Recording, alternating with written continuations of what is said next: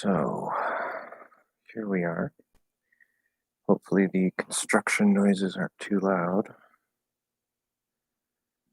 It's really stupid, but okay. So hope everybody is doing well. Hi, Sedent. Just to let you guys know, they are doing construction like right outside my room, across the alley. So hopefully that's not too loud. It doesn't get too loud. If it does, just let me know. I'm pretty good, thank you.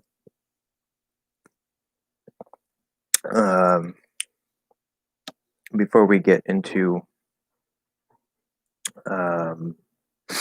the recordings, or the recording, we'll wait till a couple other people come in, hopefully. Give it a couple minutes. But do you have any questions about anything?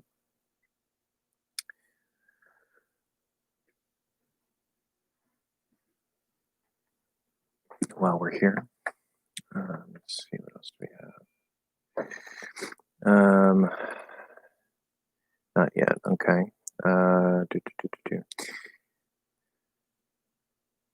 just got your newest message.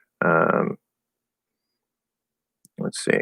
My phone, for some reason, sometimes it'll give me notifications from Patreon, and sometimes it doesn't. So if I don't actually check on my computer and like refresh the page, then I won't know that you sent me messages. Heard some words with the second vowel. Okay, so I'll go ahead and open these up, and we can talk about that too. Again, it's telling me access denied. Yes, they're telling me access denied, so I'm going to request access for these. Okay, both those requests are sent.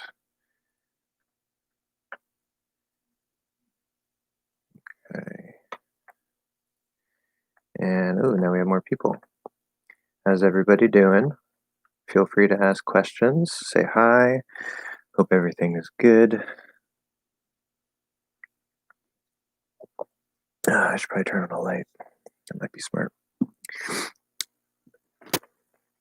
Let's do this light. That doesn't work very well. Okay, how about this light? Bam, that's better. Okay. Cool. All right, so let's see what's going on with these recordings here for the second vowel. Okay, first one.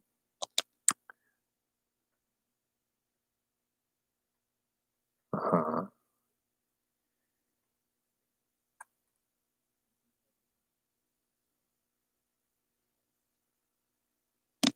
Uh-huh. Okay.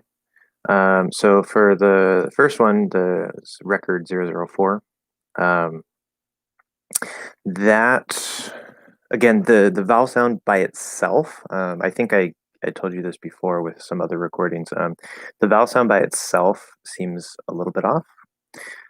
Inside the words, in this recording, it sounds better, sounds much more solid. I wouldn't quite give you 100% on it, but definitely in the 90% range. Let's see. Yeah, gift.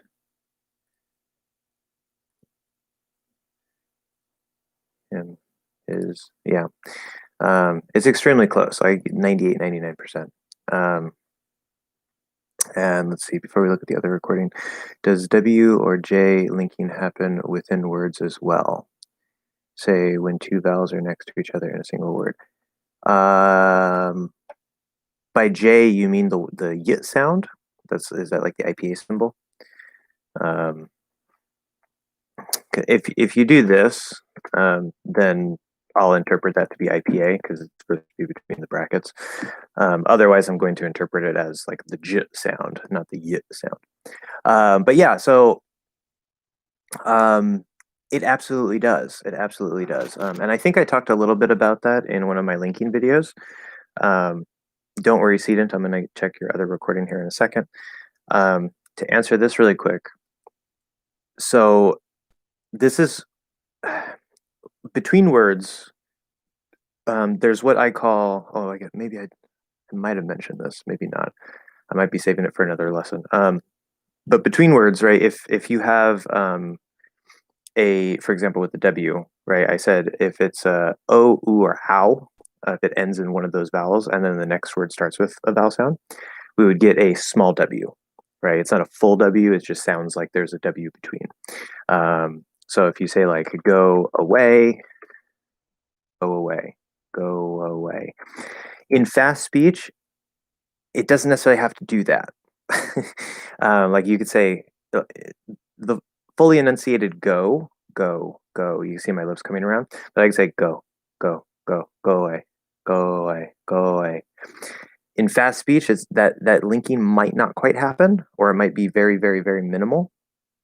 But it does happen. Now, inside of a word, if I say going, it's the same thing.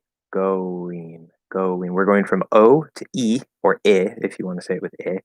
Going, or going. Again, it doesn't have to in faster speech. Going, going, going, going, going. But it definitely does happen. It does happen, yes. Same thing with the y, but of course the conditions for the y sound would be if the first vowel is e, e, or the diphthongs a, I, or oi. Like lawyer, the way I say it, lawyer, or even, I mean, the other way, well, I guess there's supposed to be a Y there anyway, because other people say lawyer, lawyer, or something like that. But to me, that would be a natural place to put the Y. But if I say, I don't know, toying, to toy with somebody is like to play with them because like they're helpless and you're just having fun, which is a very mean thing to do. But toying, toying, toying, toying. There's actually a little bit of a W there too because the end of uh, because of the W, the O part of that, it's sort of blended. Oi, oi, toying. So that's kind of a special case, but there is that little yit there connecting to the ing ending. Okay, I hope that makes sense. It happens inside words and between words. It might not always trigger, depending on certain circumstances, especially speed, but it does happen, yes. And it's a normal thing. Okay, let's check Seaton's other recording here. If anybody else has questions, feel free to ask them. Or if you want to leave a follow-up comment or another question, you can do so as well. Let's see. Okay. This.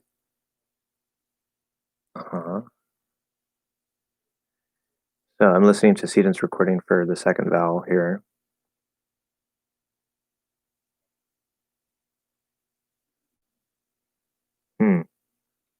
Okay. So for that second recording, the individual I sounds a bit better, but inside the words, it seems like it's maybe a little bit worse. That's interesting. That's interesting. I don't know how well and precise you can feel your tongue. That's something that usually takes practice. Even for me, something I had to become aware of through practice. But the better that you can feel the precise position and tenseness and quality of what your tongue is doing, the better that's going to help you. Especially when we're talking about the sound in isolation versus the sound inside words.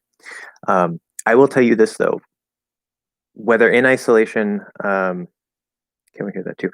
I don't think I can play it through here because I'm just using the simple webcam in YouTube Studio. And I mean, that's really up to Seaton, but I don't think I can share that here, unfortunately. That would be useful though.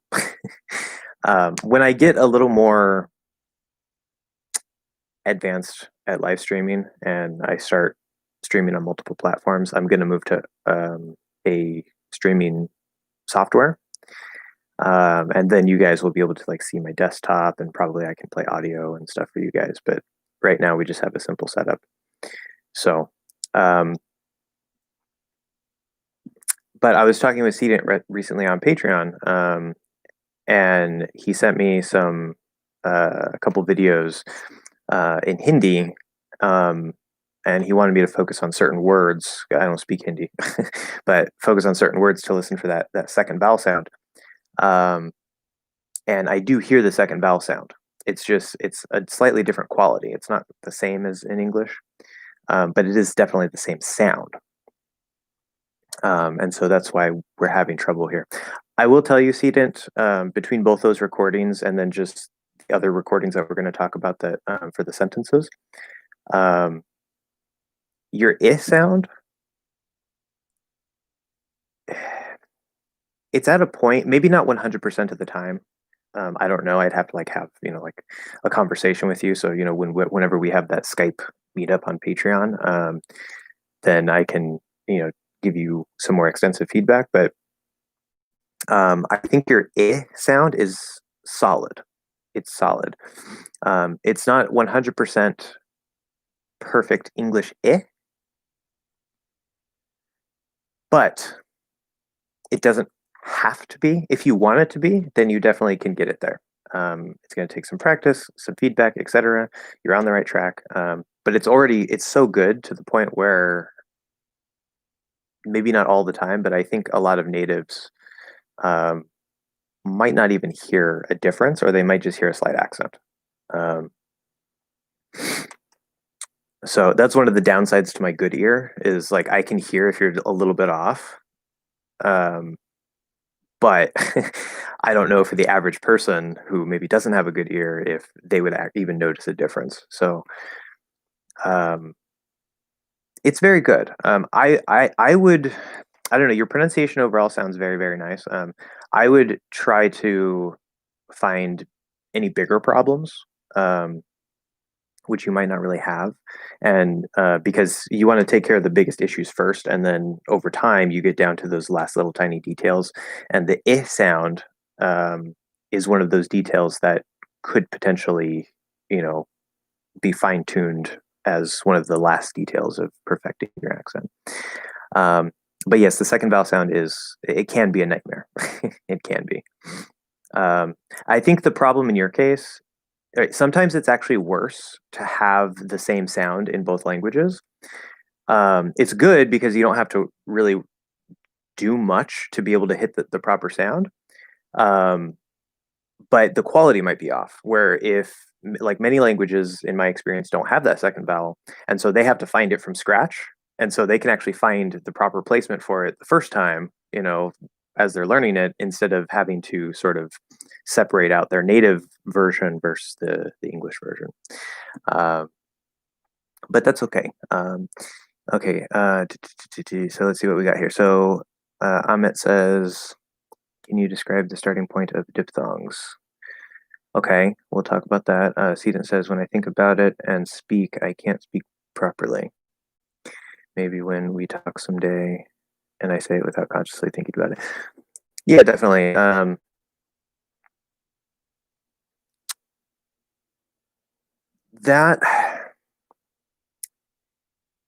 Yeah, I don't know. There's all kinds of little weird things that can happen. Usually it's the opposite. Like when you're thinking about it, you can say it, but then if you're just speaking naturally, you can't, or it just doesn't come out as well.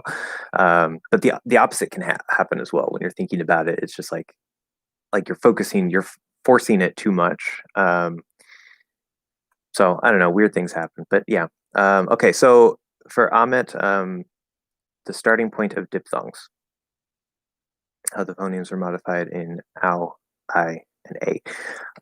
Yeah, so I think I talked about that also in the lessons for each of these. I don't know if you've seen those, but either way, I can go over it again here. And if you have any specific questions, of course, mention those as we go. So I've noticed that there's a little bit of potential variation here, but basically, ow So the AU, whatever, right? Which I always write OW. That's my English hacks phonetic way to write it. O is O and OW is ow. Partially because OW is a very common spelling pattern for the diphthong ow. Whenever that Skype meeting happens, let's talk about all those. Yeah, we definitely will. We definitely will. We just need more patrons to join the Skype meeting. So anyway, with ow, there's this position, which let me bring up the vowel chart here so I can see. I have the monophthong vowel chart memorized so completely in my mind because I've talked about it and gone over it so many times. The diphthong chart isn't like I know where it is. It's just I'm trying to remember the exact position visually. Let's see here. Pronunciation images, diphthong chart. Okay. So if there should be a link in the description to this if you don't already have the diphthong chart. But it's the site to my downloads on my website. And if you look at that, there's the sound ah, which is the fourth vowel. And that is, right, if your mouth is pretty open, we're in the front, we're using the front part of the tongue. Ah, right, we've talked a lot about that sound, ah, ah. And that is not the start of this diphthong, okay? Also, the ah in the back is not the start of this diphthong, right? It's not ow or I, right? That's too much. Maybe in more of like an Australian way, like if I were to try to mimic an Australian accent, maybe inaccurately, I might say I don't like that, something like that. But that's not how we're supposed to do it in American English. There's this other vowel, which the symbol for it is the same symbol that many languages use for the A sound, the ah. It's the same symbol in Spanish. It's the same symbol, I believe, in Japanese. I'm pretty sure German also uses it. So not ah, not ah, but ah, ah. Okay, it's sort of in between those two, and it could be sort of anywhere along the bottom there. It doesn't really matter. However, for English, this sound only exists in the diphthongs ow and I, and it's slightly behind the fourth vowel. Okay, so not ah, ah, ah. Well, let's see, is that right? We never do these in isolation, so hold on a second. Let's see. Ow, ow, ah, ah, ow, ow, ah, ah, ah, ah, ah, ah. Okay. So I am doing a little bit of something special with my tongue there, and we could probably mention that. In the second recording, I was trying to stretch the I vowel sound. Maybe that's why it sounds slow, but possibly, yeah. Now, of course, you can stretch the sound. I'm going to come back to that because I'm in the middle of explaining this. I don't want to get off track here. So, cut this loud. I hope that's not too loud. That construction work, but so instead of it's not like ow, ah, ah, ow. That's a little too far forward. Like if I say cow, cow, I'm not saying cow, cow, right? That sounds maybe a little bit more like in the northern, like the midwestern northern states, like in Michigan and stuff, where they have a bit of a vowel shift that's happening. It's a cow. It's a cow. That's a cat, right? So I don't know. That's definitely not the way that most Americans speak. Let's see. Cat, cow, cat, ah, ah, ah, ah. So ah, ah. The physical placement of my tongue, when I do the ah, the front part of my tongue here, it kind of just sits here, sort of at like the point where my teeth go into the gums, more or less. It doesn't have to go there, but that's a place where I commonly feel it if I'm paying attention. Except the rest of my tongue is a little bit different. Excuse me. The rest of my tongue is a little bit different. So the sound is on the front, Wow, I have to cough for some reason. Sorry about that. When I do the start of ow and I, again, it doesn't have to touch here. I could be not touching at all, but I can leave it in that same position physically, but I'm doing something a little bit different with the rest of my tongue. So the sound is still in the front of the tongue, all right? With ah, it needs to be a little bit more towards that tip because it's farther forward. And when we do ah, ah, ah, right? That's a nice, clearly enunciated ah instead of me saying like ah, which is closer to eh. Um, ah, ah. And you can kind of see there's a little bit of a dip there. Ah, ah. The back of my tongue is also maybe a little bit higher, not too high because it starts to get weird. And so there's almost like this little sort of dip shape going on. Where when I do the start of ow and I, ow, okay, ah, ah, ah, ah. So for ah, it's almost like the front of my, or the rest of my tongue is kind of being pushed forward a little bit, and there's almost this little curve, which creates that sort of that dip. Where with the start of ow and I, it's physically it's a very, very small change. Super, super, super small change, to the point where I wasn't even sure when I first started investigating this to be sure. I wasn't completely sure if it was actually two different sounds. I never noticed it as if it was separate from ah or not, and I had to investigate that. But you can see when I do the start of the diphthong, ow, ow, ah, ah, ah, ah, ah, ah. It's very, very subtle, very, very subtle. But you're still using the front of your tongue. You're just kind of letting the sound roll back just very, very slightly. And I can feel that in my tongue because I'm very aware of how my tongue feels because I've played with the pronunciation of many, many languages. Well, I guess not many, many. I can't say that, but quite a few. um, and so if you have that, it looks just like a regular A, the IPA symbol that just looks like a regular A. Not like the circle with the line on it, but like actually like a letter A, a lowercase letter A in English. Um, if you have that symbol in your language, the IPA symbol, which you can go to Wikipedia, type in, Wikipedia, and then whatever language vowel chart. Keep in mind dialects might be a thing, but if you have that A sound, that sort of ah sound, then you kind of already have the start of the diphthong. It's just that unless it's very far forward naturally in your language, the quality is going to be a little different. Kind of like what Sedent is having the trouble with here, because I looked up the Hindi vowel chart for the second, or for all the vowels. Hindi actually seems to have pretty much all the vowels that English has, but they're just, a lot of them are in slightly different places. And because of that, when I listen to a Hindi speaker say eh, it sounds like it's either starting to move out of the range of that sound, or it's just like it has a slightly different quality, like maybe a different tongue tenseness or something going on that's a little different.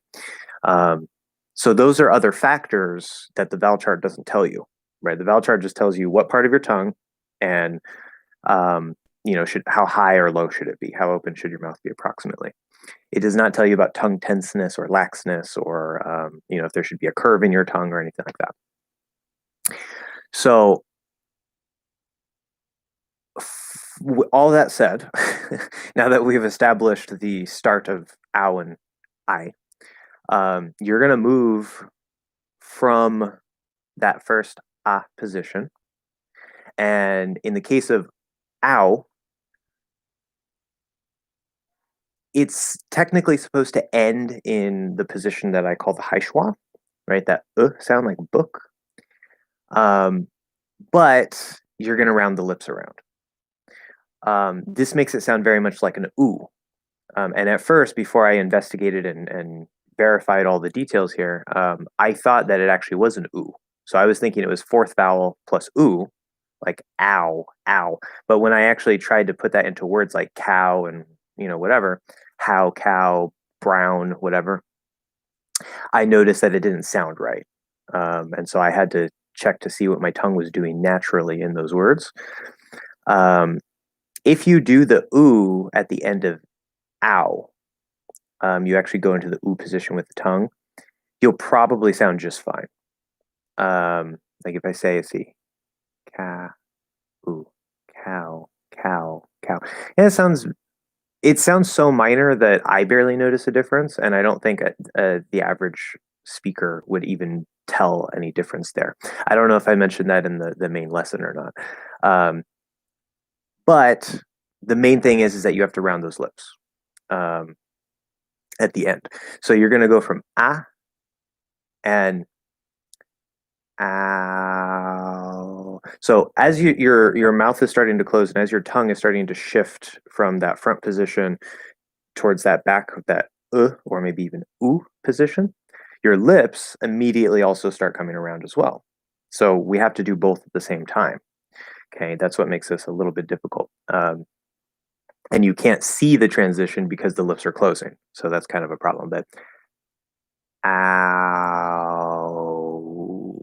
ow, ow, ow, ow. And you can see if I do fourth vowel, ah, ah, ow, ow, ow, ow, ow, ow. It looks almost the same in the tongue, but it's just, again, that little shift that between the two. You don't want to use the fourth vowel. For I and for A, the end position is the same, which is that second vowel sound, which in IPA is the capital I. So I should be consistent if I'm going to write IPA like that. And this sound in the diphthong, which I mentioned before, in the diphthongs, it doesn't sound like the second vowel. It sounds more like the first vowel, E.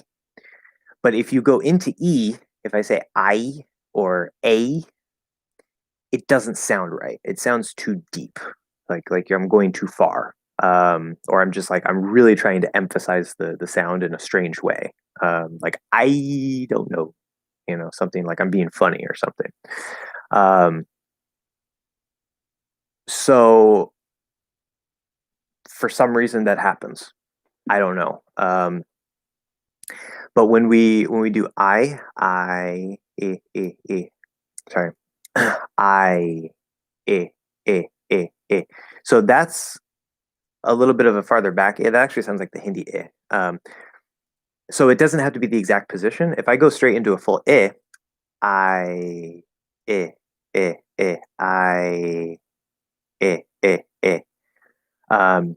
there's not really any difference. The speakers probably wouldn't really notice any difference there, especially in the flow of the combination, because we're not trying to isolate that end position. So this is a point. I just recorded those words again and shared it with you. Okay. I'll probably have to request access for that. So this is one point where if you have trouble with that second vowel, you can kind of mask it or hide it in the diphthong, because even if you're a little bit off, as long as it doesn't sound too deep, like all the way up to E, and it doesn't sound too low, like right? If it's anywhere sort of in the general range, or even slightly a little farther back to that second vowel sound, then it's going to sound very nice. So that's the good news about that. Let me see. Patreon does not want to refresh. Come back to that in a second. I've already given you X. Okay, good. Yeah, I'm not seeing. I don't know if Patreon just hasn't sent the recordings yet. It's kind of being slow here. So I'll give that a second to come through because it's not showing them to me yet. But okay. And then going back to the diphthongs here, or with I, right? As we transition from A to you just want to make sure that you don't go too deep, or too deep. I mean, like too high into E sound. So if we say again, not right? I,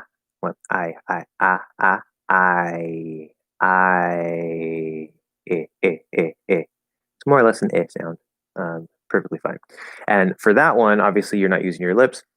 You can pull your lips back. That's fine. It's not required.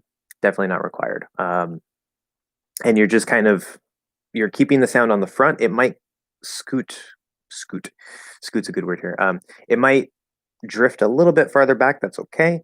But you want to keep the sound on the front of your tongue. Don't let it go in the middle. And you just kind of close your mouth.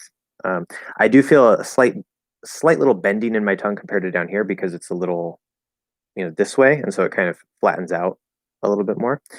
But it's mostly just kind of closing your mouth. Not all the way, of course. And then for A, the starting point there, of course, is very, very, very close to the third vowel eh, but it's not exactly.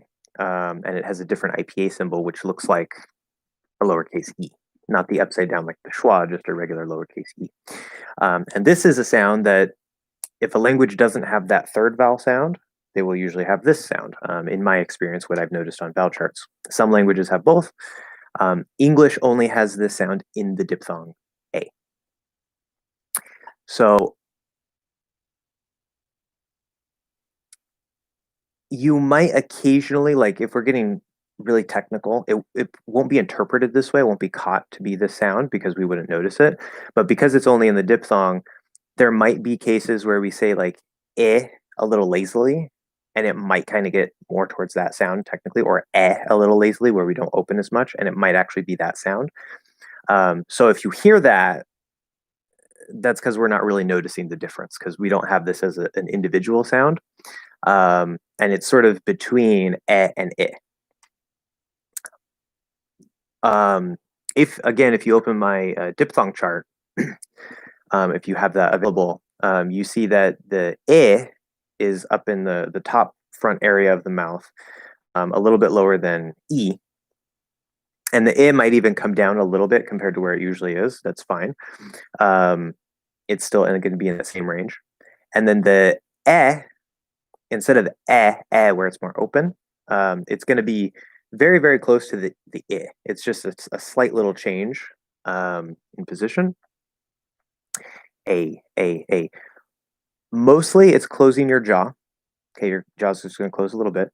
But I do also feel a little tiny bit of my tongue kind of like when I do my tongue feels very, very, very slightly, like not completely flat. It's just very, very, very, very slightly curved, bent a little bit here. A little bit of pressure there for the sound. And then a. It kind of feels like it goes just up and back very slightly. And there might be a little bit extra relaxing as we go into the second vowel. A. But if I don't do that and I just use my mouth, my jaw, a. Yeah, I'm trying not to move my tongue at all. It sounds pretty much the same.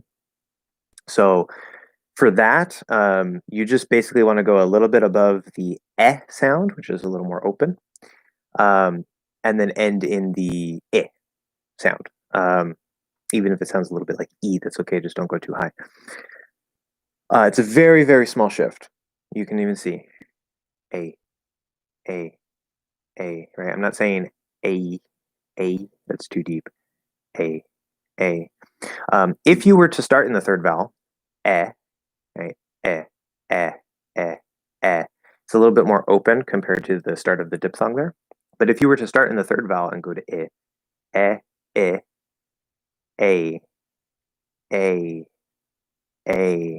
it still actually sounds fine. So I guess the easy thing there, I think I mentioned this in the video. I don't remember. Sometimes I forget the details that I mentioned because I want to talk about some of them later. But I try to give all of the super useful details in the video. Some things I realize a little bit later. I'm like, oh yeah, you could do that. But if your language has that lowercase e as a monophthong, just go from that to I and you're fine. If you only have that and you don't have the third vowel in English, you could probably use that sound as a monophthong, and it might give you a little bit of an accent, but it'll definitely sound, well, it should definitely sound like the third vowel compared to the first vowel or second vowel. That I guess that kind of depends on the exact quality of the sound in your language. But if your language has English's third vowel as a monophthong and not the lowercase e sound, and you start there and go into I, it's going to sound so close that people probably wouldn't even notice. I'd be very surprised because I barely notice a difference there. Um, of course, assuming that the exact quality of your is the same as English. Maybe if it's a little farther back, then maybe it might not sound quite the same. So, um, but that would be the easy little trick there. Is the difference between e, naturalized or neutralized in unstressed syllables as in electric? That's a good question. I don't know. I haven't thought about that specifically. Let's see. Electric, electric, electric.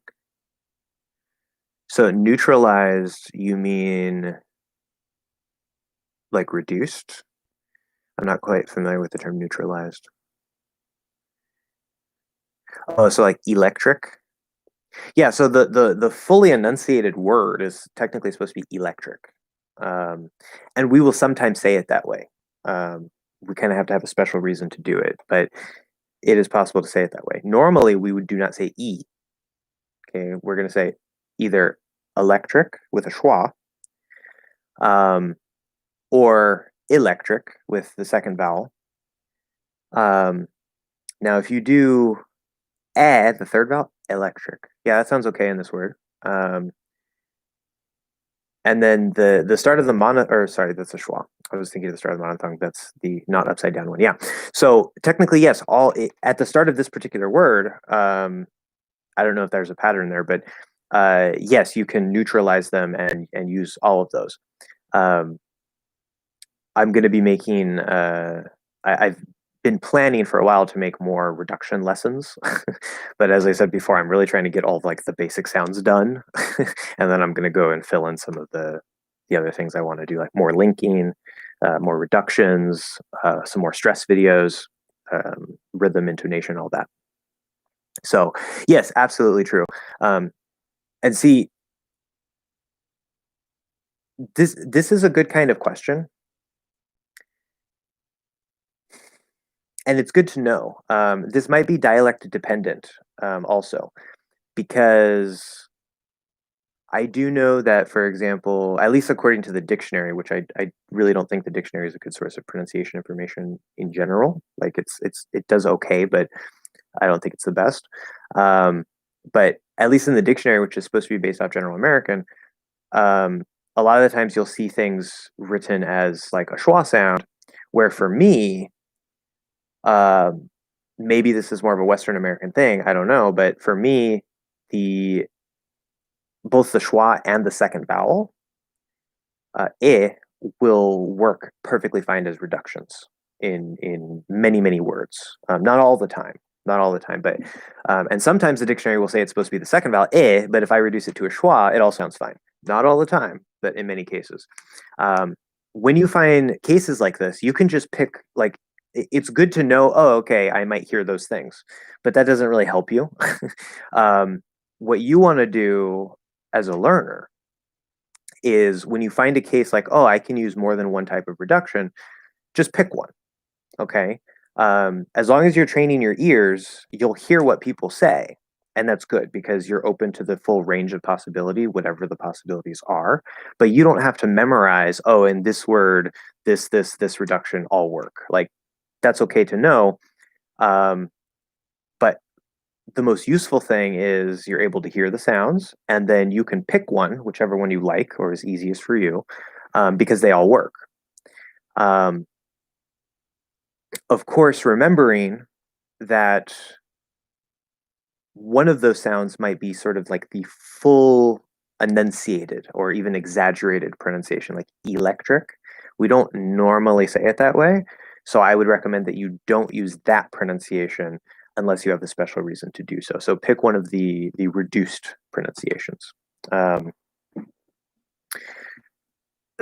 Cat just came in the room. Come here, kitty. You can finally be seen, shown to the world. This is the kitty. Hi. Hi. She's a very fluffy kitty, very fluffy tail, and she's scratching me. So yes, now you have seen the cat. That was our commercial break. Now,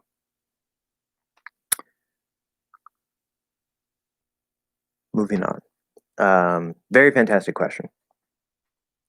I need to actually make sort of a video about that. When I do the second schwa, the second reduction video, when I talk about more reductions, I'm definitely going to mention that detail. So it's very good that you mentioned that.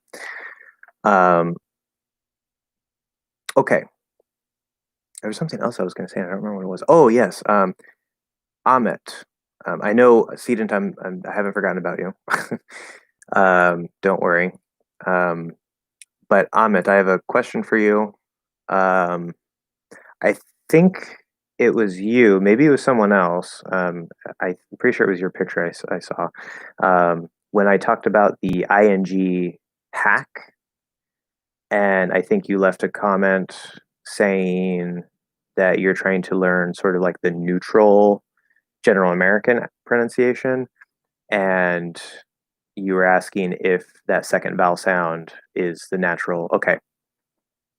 So for people who don't know, really quick recap, the ing pronunciation, the hack I give you guys for various reasons that we don't have to talk about because I have a whole video explaining that. Basically, you can use E instead of the second vowel I in all cases, unless it's the informal reduction in. And you can use the back in all cases. If you combine those E plus that's what I generally recommend as like a short, easy thing for all cases. And again, you can watch the video for why. But the way that I usually pronounce ing, if it's added to a word, like the ing form of a verb, is I will say the first vowel E plus the N, front N, not okay? Een. So walking, talking, wondering. Okay. Now, I want to bring this up, Amit, really quick because I've actually been doing a bit more research on General American versus some other dialects and this and that, whatever. Because the idea of General American being a neutral accent, specifically like the General American that's spoken in the middle of the country, right? That's usually what we think of. It's like the middle of the country, more or less. I would very highly disagree that that's a neutral or proper American accent. But interestingly, in my research, because I'm going to make a video about that, in my initial research that I started doing recently, I discovered that it actually makes perfect sense. General American is an umbrella term.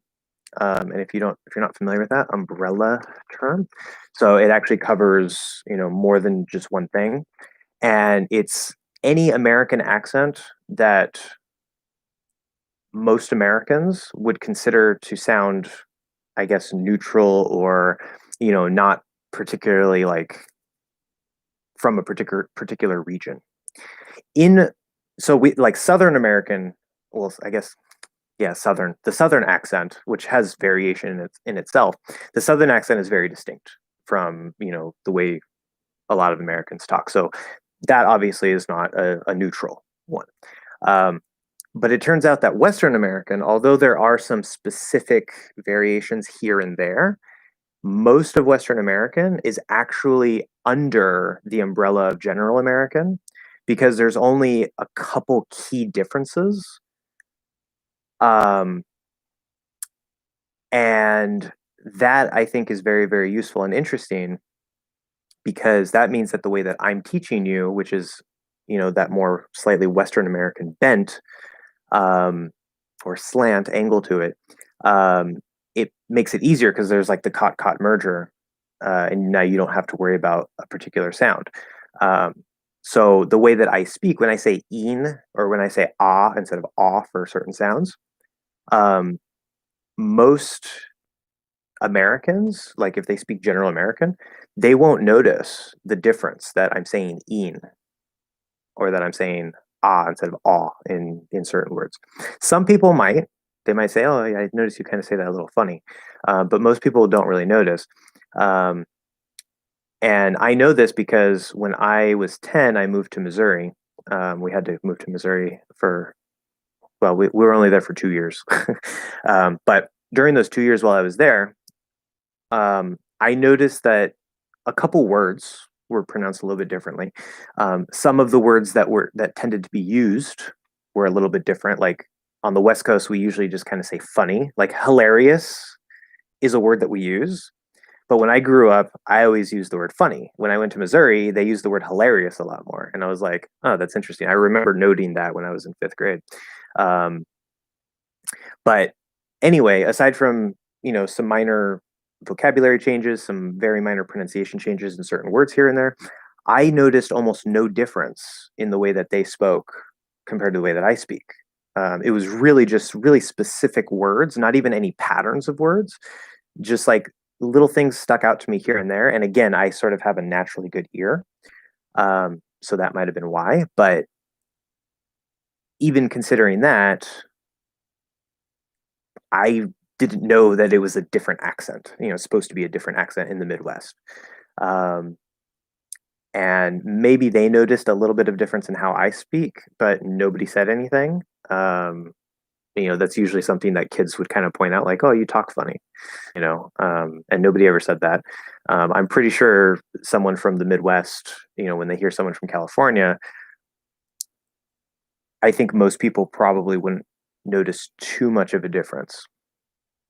Maybe I'm wrong about that, but um, linguistically, Western American is actually considered part of General American because we don't notice a lot of differences between what we hear.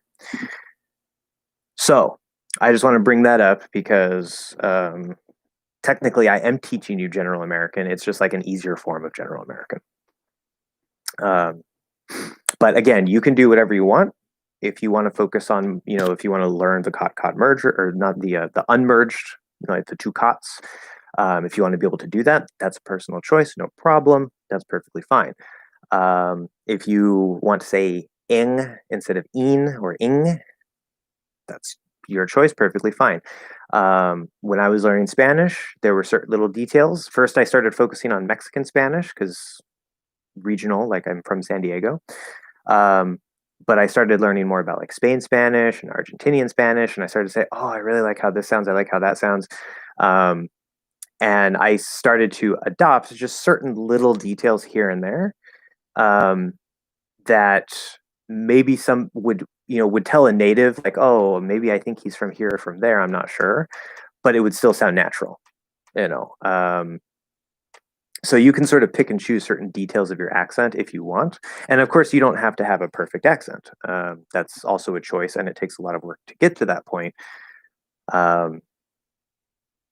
But just want to throw that out there. Anyway, so Sedent, your other recordings, let's see if this came through on Patreon. It did. Okay. They both say recording 7. Did I open the same tab twice? Let's see. Yeah, these are. I see it's the exact same link twice. So I think maybe you miscopied one of those links.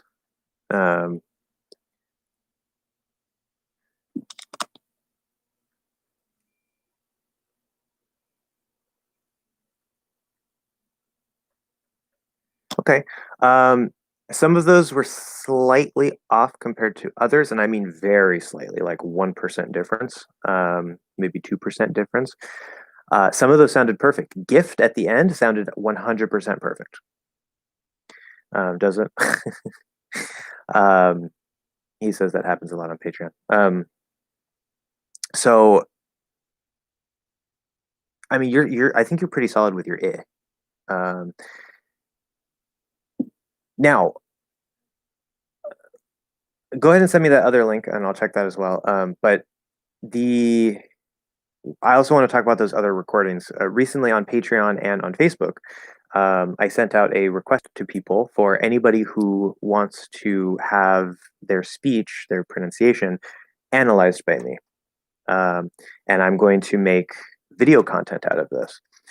Cedent was the first volunteer, and he went ahead and recorded 3 sentences. And we decided over Patreon that we're going to talk about this today in our live session. And I'm going to break down and analyze his pronunciation.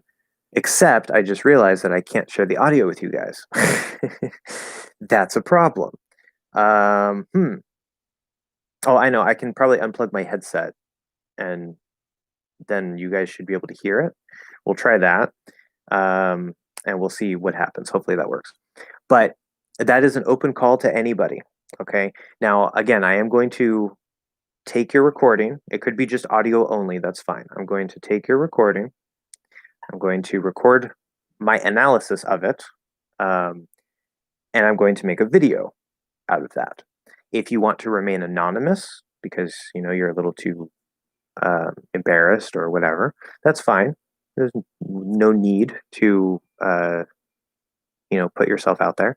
But if you want me to give you a shout out and say, oh, this is from this subscriber or whoever, then let me know and I will put your name and everything and I'll say this is from this person when I analyze them.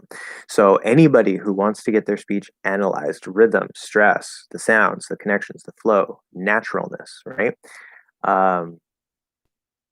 You can send me a few sentences and I will definitely do that. Next time I'll send you a video. Okay, yeah. That might help too. There could be something a little off with your lips maybe. Because the lips aren't as important. They're definitely not required, but there are some strange things sometimes we do with our lips when you're learning a sound because you're focused so much on your tongue, you don't realize what your lips are doing. And then that actually causes a distortion in the sound. So that could be happening too. But if I can kind of see your tongue, I know your mouth is mostly closed here.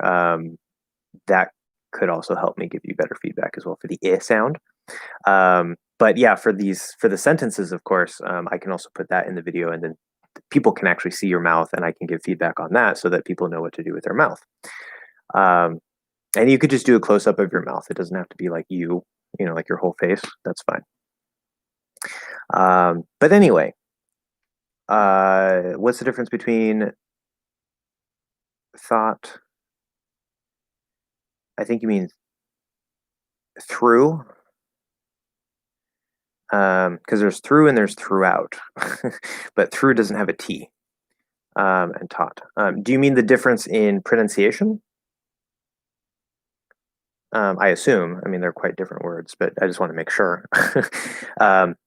So we have thought, have through, with no T. There's no T there, and taught. Taught. Okay. The difference.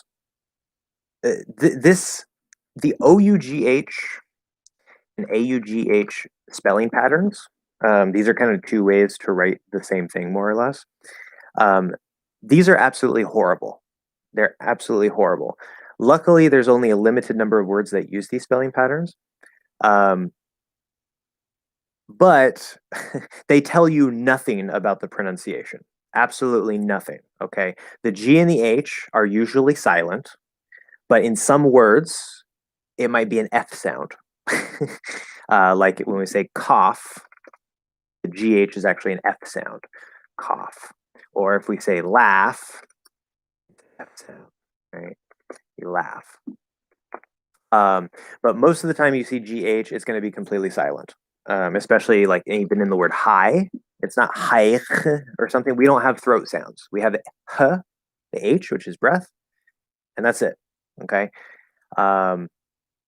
So high is just h, I. That's it. When we talk about OUGH, AUGH, thought, thought. Okay, we have a voiceless TH. We have the ah vowel sound, the 5th vowel sound. So TH, ah. And then we have a T at the end, which by default is probably going to be stopped. But if you fully enunciate it, you can push the T out. Thought or thought. Okay. Again, if it's stopped, the T is still there. It's not dropped. It's just stopped. Through. This one is, again, a voiceless TH. We're going to go into the consonant. Thir. So you have to pull back into the And then here, the vowel is just Ough. It's just one vowel sound. So Ough represents just one vowel sound in this case. Same thing with Augh. That's just one vowel sound. The W is silent. But Ough, through. In fact, you will sometimes see this written like this, especially for fast food. Like if you go to McDonald's in the US, it'll usually, the part where you drive your car instead of going into the store, it's called the drive-through. And they will write it THRU to save space.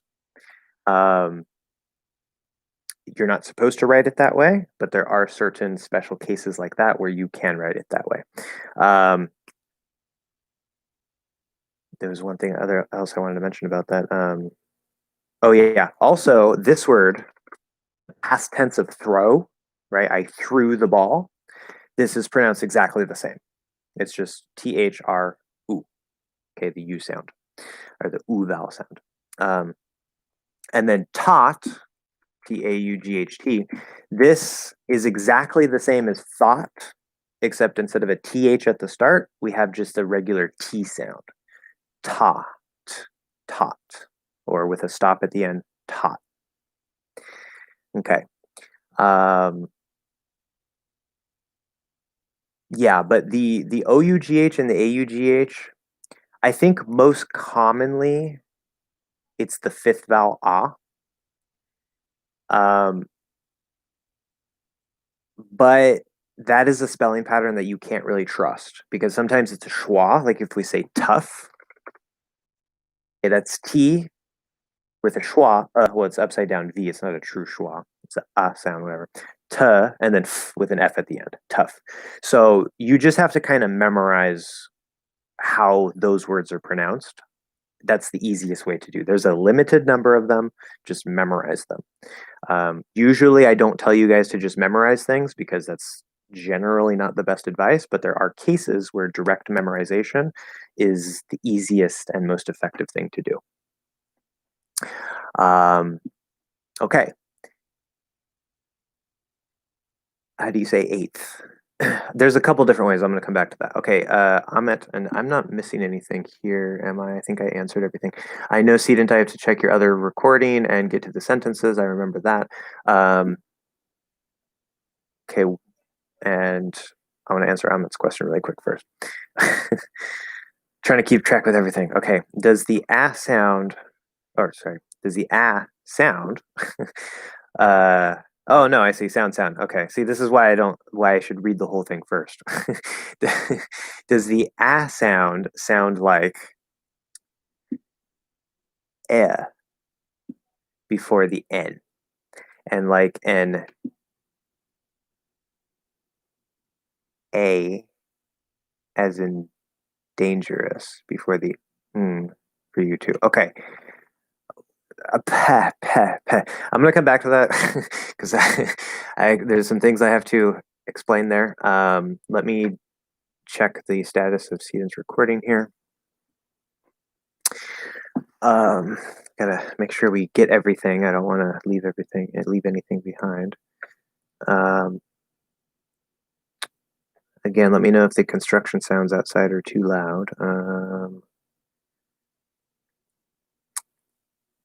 And it's still giving me the same recording. It hasn't updated with the most recent message. If you said you sent me a new link for it, let me try refreshing the page. Maybe that'll help.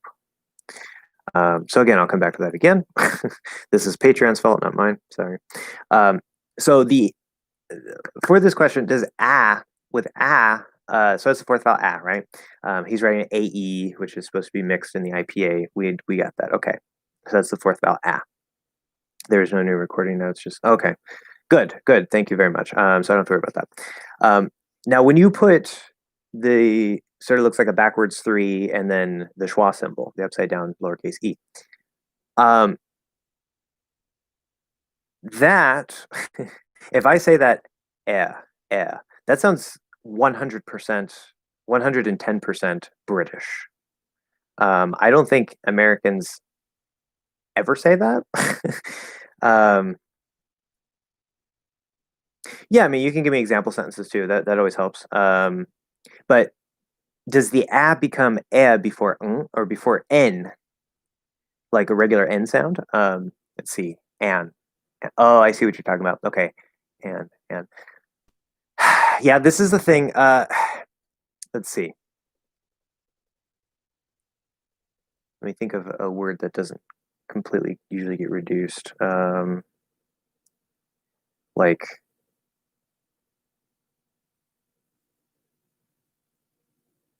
I don't know. And answer. That's a good one. Okay. Um, answer.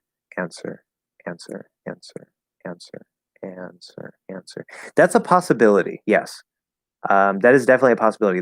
I don't hear any problem with that. The fully enunciated version would be with answer. So answer with and which sounds almost exactly the same to me. I know there's a big difference there, but this is apparently a very common way that we say these things. That's a perfectly fine variation, but technically it's kind of like a reduction in a way. We can't just go straight into a schwa and say unser because that's not right. Especially since it's, in this case, it's a stress syllable. But so we're sort of keeping the front with the moving up to instead of which may also only be partial. It might not be all the way up into That's also fine here. And then as we bring the tongue up like this, we do this weird thing with the tongue, and we can kind of hit that schwa. Answer. It's because of the before n, technically before a nasal sound, but especially n. It changes the back of the tongue a little bit. It doesn't have to necessarily, but it's a common thing that happens. And so the vowel itself can actually kind of shift along with it, and it's perfectly fine. Can and anger, or Canada. Okay, now we'd be talking about the full pronunciation because usually that reduces to either kun or kin. Yeah, can. Can. Yeah, that's possible. Excuse me, anger. So now we're going eng. Okay, in my pronunciation, with the word anger, I don't use the fourth vowel at all. It doesn't exist. I don't say anger. I know that there are people who say that. I do not, and most people that I hear do not. That for anger, I use the a diphthong. A, just like also in danger, dangerous, except it's not it's nj with a g sound instead of a g sound. But the vowel is the same there. Now, could that be with the third vowel and a schwa? See, so anger. No, I would say no, not for anger. Because maybe if I try to say it quickly, anger. If I'm speaking maybe really quickly and unclearly and lazily, I guess it could come out that way, but that sounds horrible to me. I would say I would not do that at all with anger. But again, I'm using the diphthong a, not the fourth vowel a. And then Canada, so Canada, yes. It would be the same thing there. Canada. Sort of like a lazier way to say it. It's perfectly fine. And then you said, and like an A as in dangerous before NG. Oh yeah, so I guess that was the second part of your question. Now be careful with NG. Okay, I had somebody left a comment on my NG video, the back N. And they said they liked the video and everything, but then they listed out all the rules for it. And I left this really big response saying how I don't think that was very, I don't think it's very useful, especially because some of the information, according to the official sources, like are just not right. Like apparently younger and what was it? What did they say? Younger is like supposed to have a g, but then what was it? There was another one with g, with like unger. I don't remember what it was, but that wasn't supposed to have a g. Or younger and young. No, I don't remember what it was. Anyway, it doesn't matter. It didn't make any sense.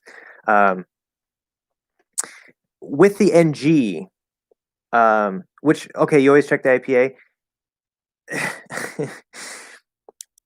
I got to tell you guys, I hate the IPA. We'll come back to that. We'll come back to that. I'll tell you why I hate the IPA. Well, at least some of the reasons why I hate the IPA. So with the NG, this is a very, very critical, important point. Very, very critical, important point, and also why I tell you guys to focus on your ears. Focus on your ears. Focus on your ears. When we say before the NG, okay, you gave the example of dangerous and you gave the example of anger. These are two completely different combinations. They don't even use the same positions, okay? Dangerous uses the front N plus the J sound. It's spelled NG in this particular word, but it's N in the front and J, danger, dangerous. That is a completely different combination. It has nothing to do with at all. We would never say danger, right? Or danger, try to go here and then do the J. Never. It's a completely different combination. When we do anger, okay, that is the back N. And in this particular word, at least a light G is sufficient, but you can do a little bit of a stronger G in this for this particular word. Anger. So yeah, completely different things. They look the same, they're spelled the same, but they're completely different sound combinations. So anyway, before I talk about why I hate the IPA, okay, Seedent asks, how do you say eighth? Like that. There's a couple ways. So what would be the fully pronounced way, enunciated way? Eighth. So I'm going A, diphthong A. I'm doing a dental T, and then pushing out an actual TH. That's sort of a special thing that is not standard. It's not normal, but it's because of anyway, it's because of the combination of sounds here. Eighth. It's definitely not eighth, right? Because eight, you add the TH. The easier way to say it is eighth, where you just go straight into a full TH without pushing anything dental. And what comes after that, what it might connect to, could also affect the exact quality or what we do there. But I would recommend you just say eighth.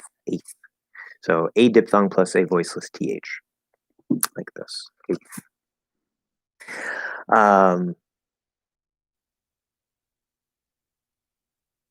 Why do I hate the IPA?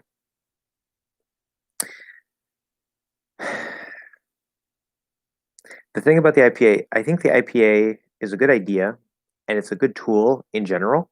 It's especially a good tool for linguists who take hair splitting very seriously.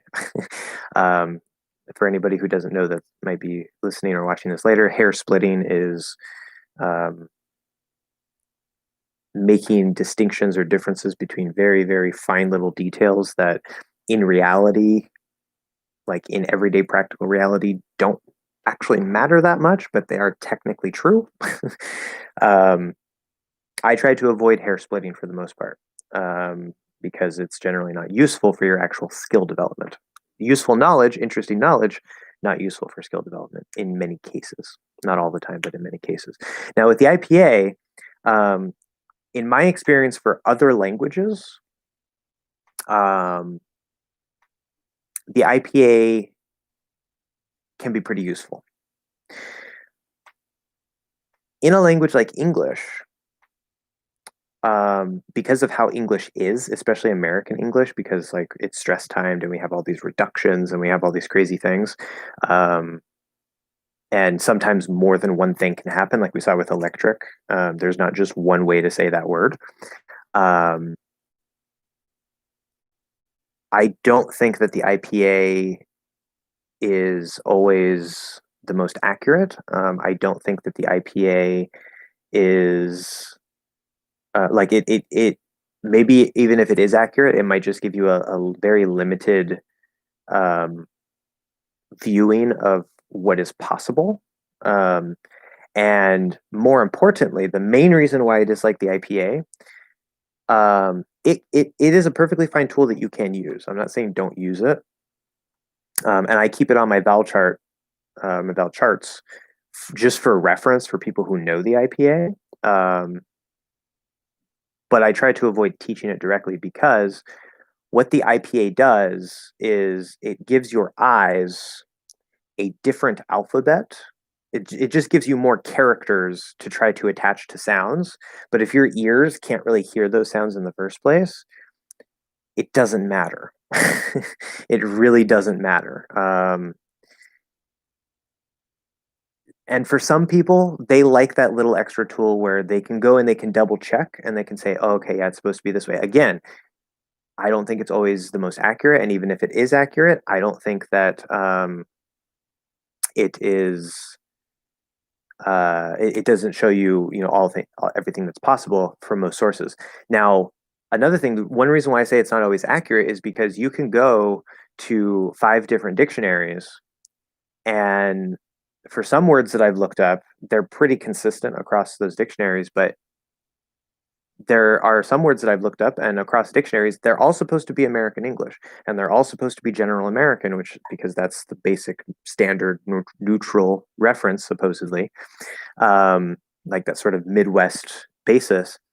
And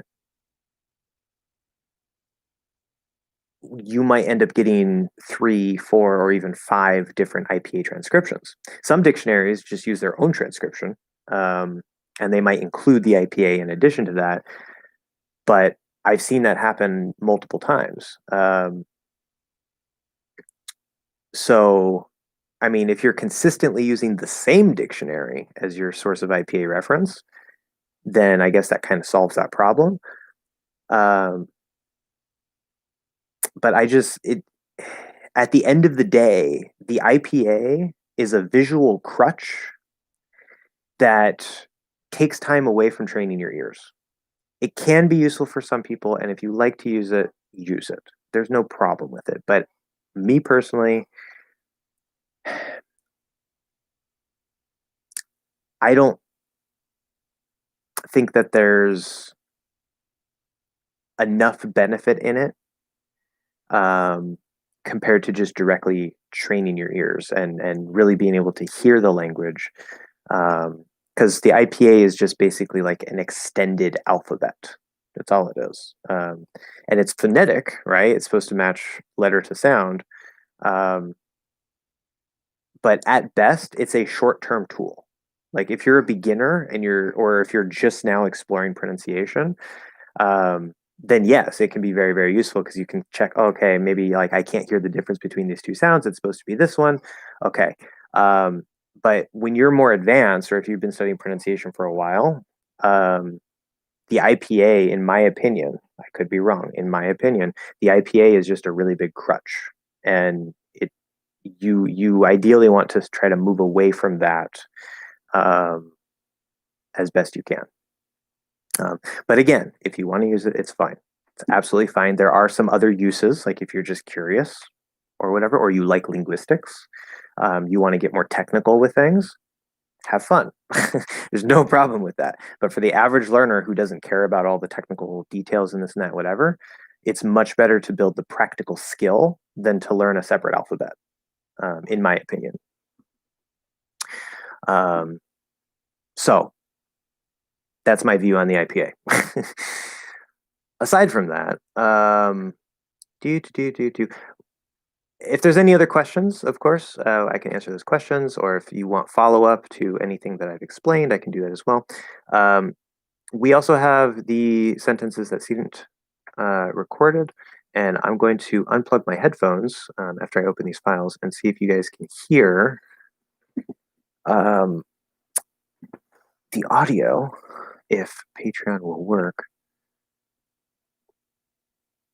Okay. And it was, I believe, the third one. Yeah.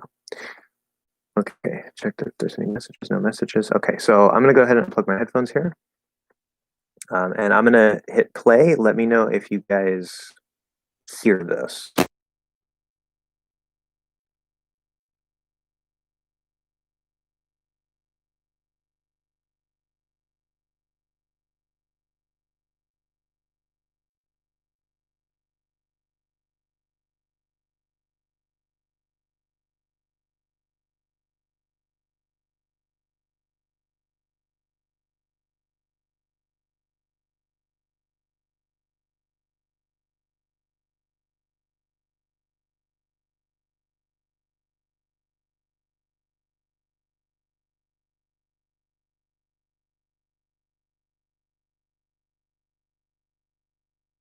Anything at all.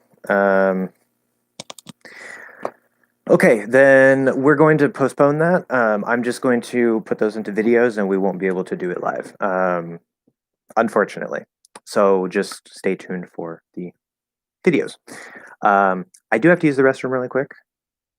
So I'm going to go use the restroom. I'll be right back. If you have any questions, just feel free to leave them in the chat.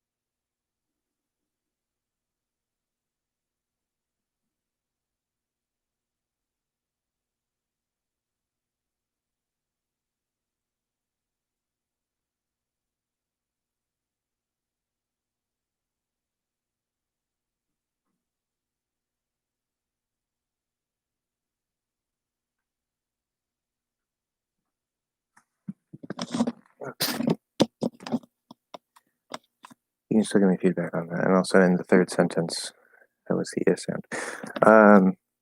Yeah, I mean, if nobody has any other questions, I can just talk about that. And I can also mimic how you're saying it so that you guys can hear it. It won't be exactly the way you're saying it, but I can try to mimic it. Okay, so we'll start with the first sentence. Let's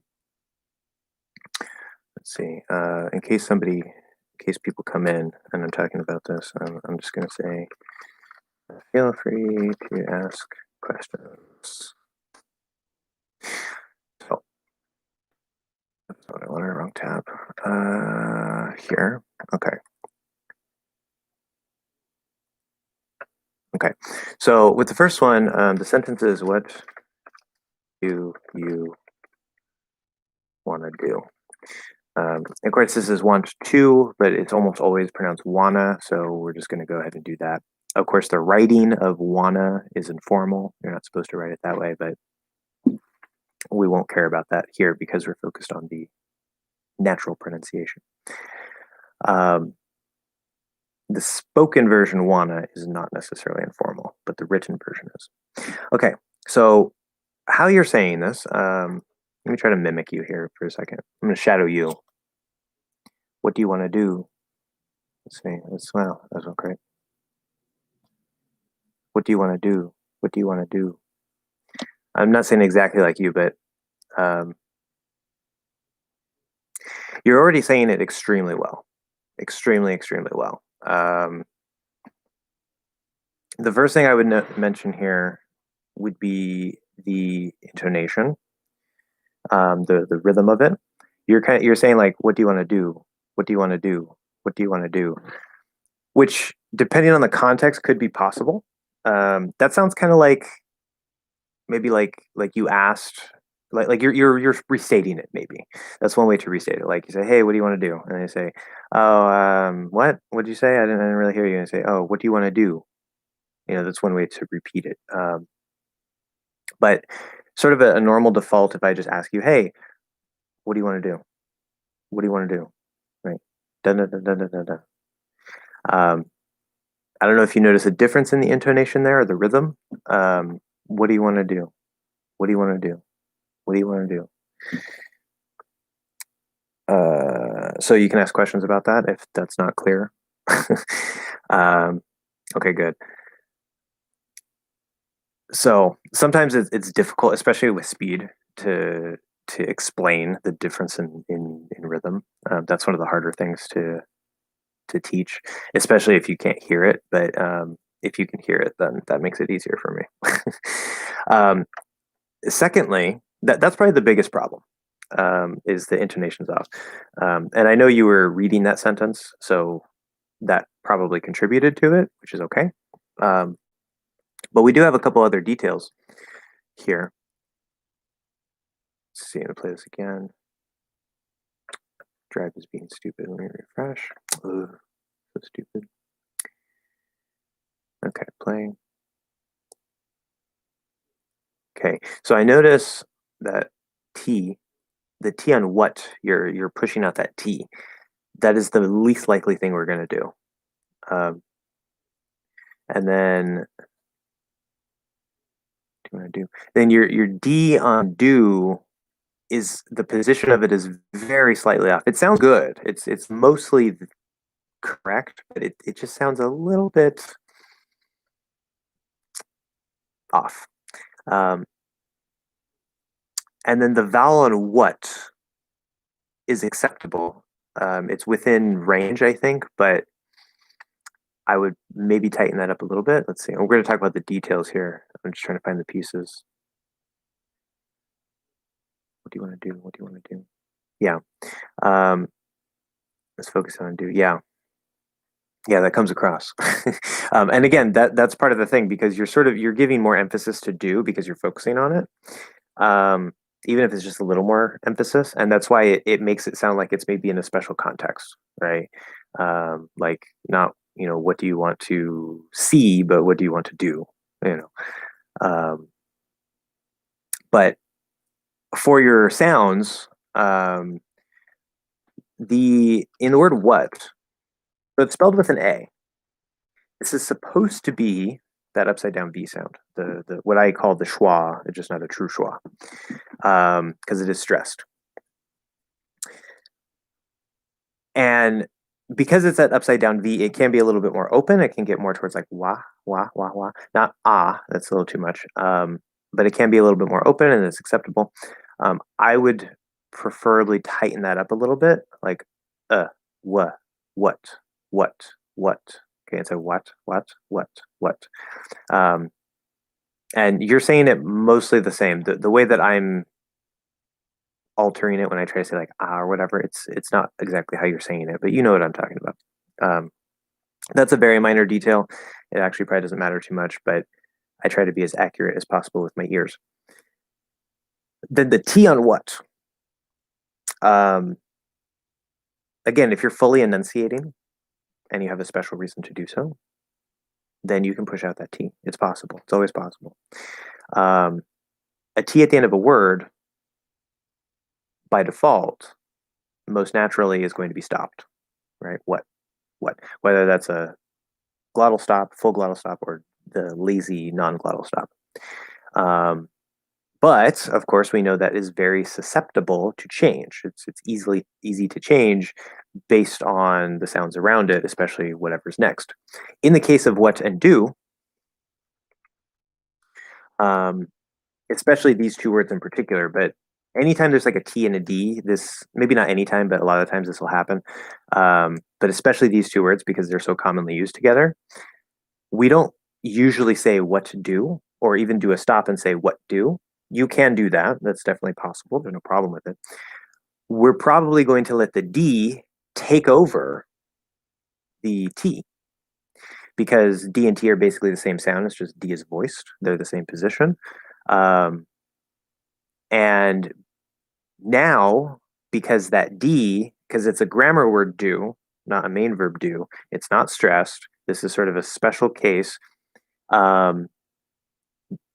As I talked about in the D video, when you have D at the start of a word, if the previous sound is a vowel, it is possible to flap it, to flap the D. We don't really do that with a T necessarily unless it's a special case like the word to, but especially with the grammar word do as a helping verb, that's something that is actually pretty common. So if we're dropping the T, now we have the plus the D plus the Ough, and you can say wadu, wadu with a flap D. So you don't even have to do a full D, which you can. That's also possible. It's part of the range of enunciation. Either way is perfectly fine. Now, of course, you can reduce do to duh, wada, wada. And that's another possibility, which is very common but not required. It doesn't have to be reduced. You will sometimes hear it come out just not reduced. As long as you're not emphasizing the ooh, then it will still sound perfectly natural. Let's see. Double check here. Oh, I have to refresh this again. I want to check if you're reducing do and ya. What do you say?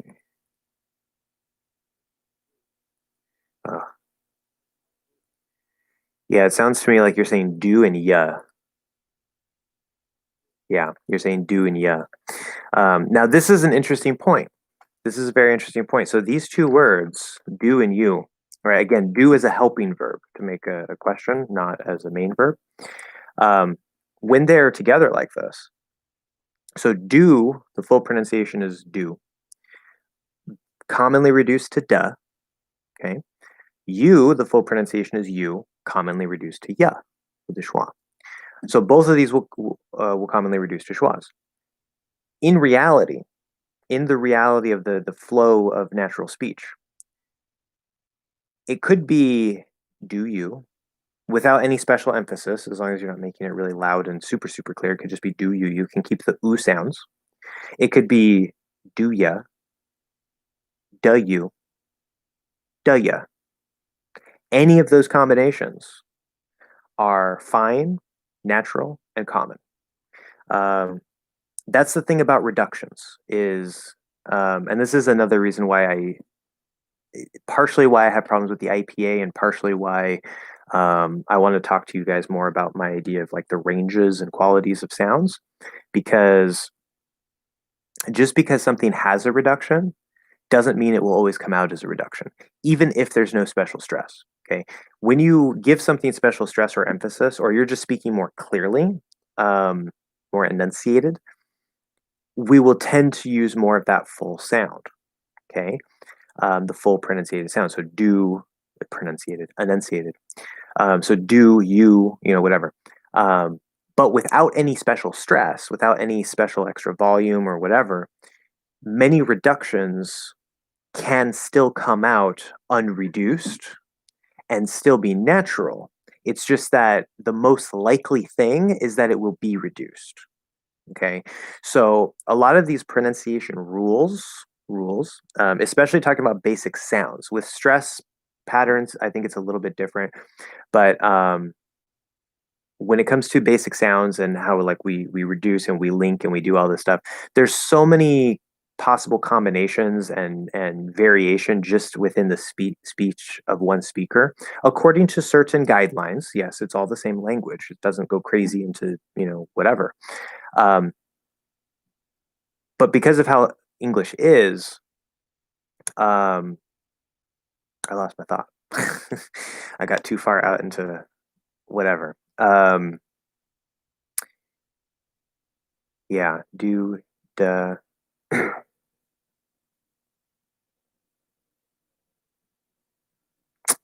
completely lost it.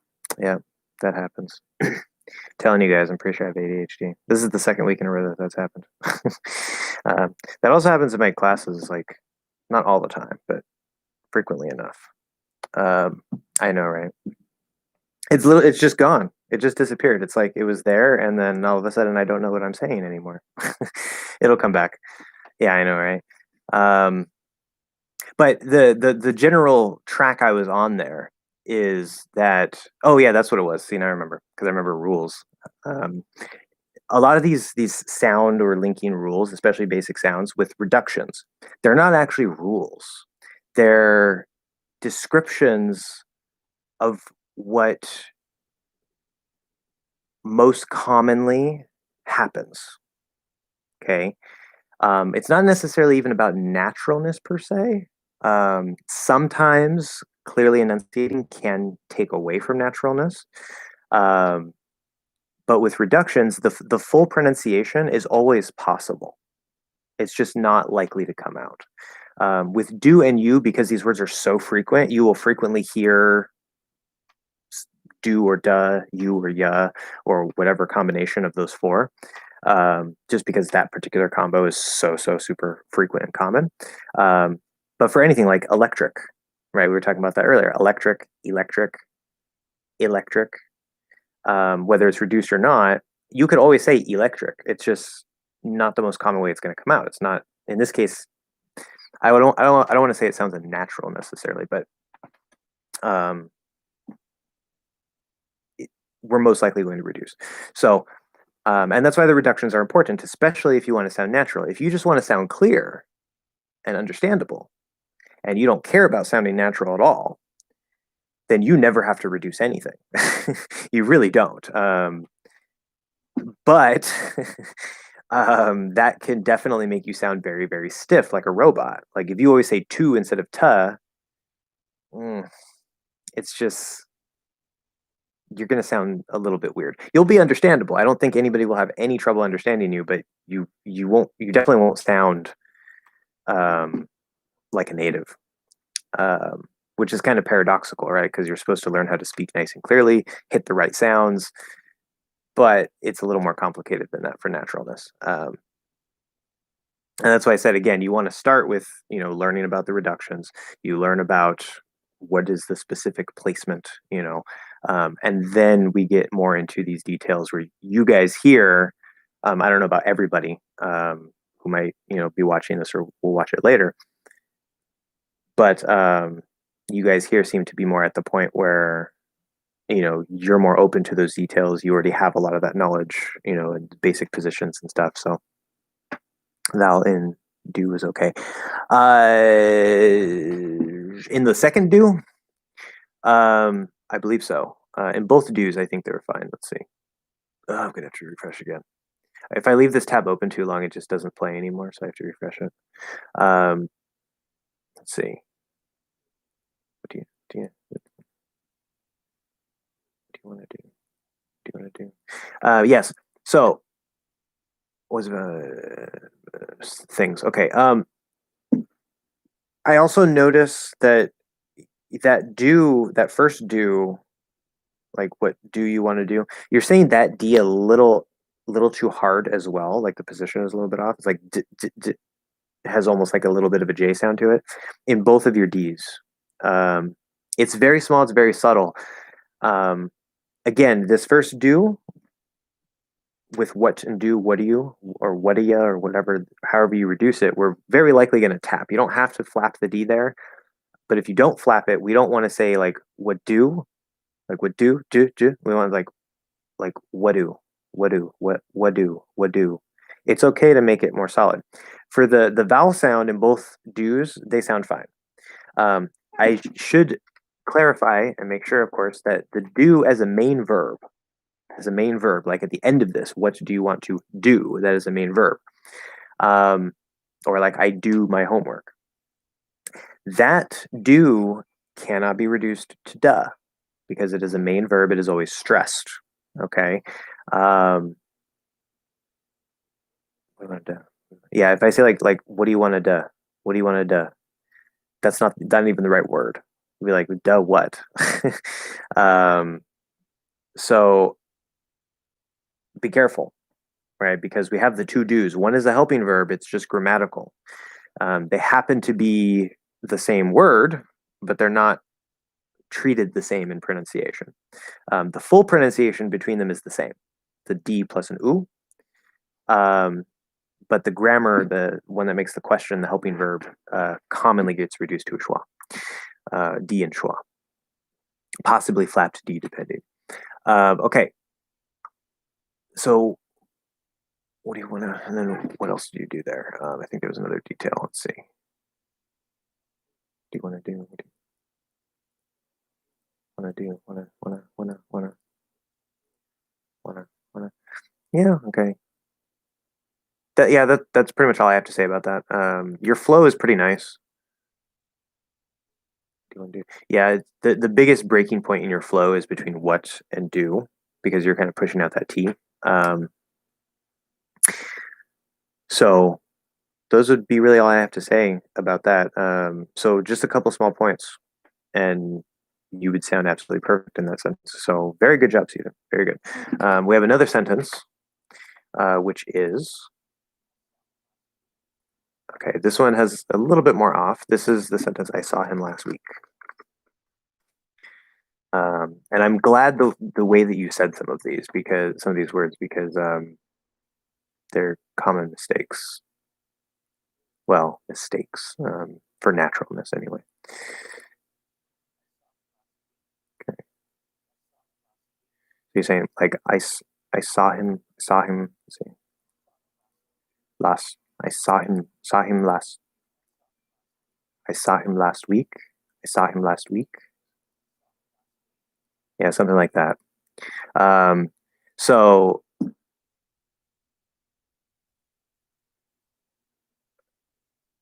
that everybody knows in the background here, because this is important for how he's pronouncing with intonation.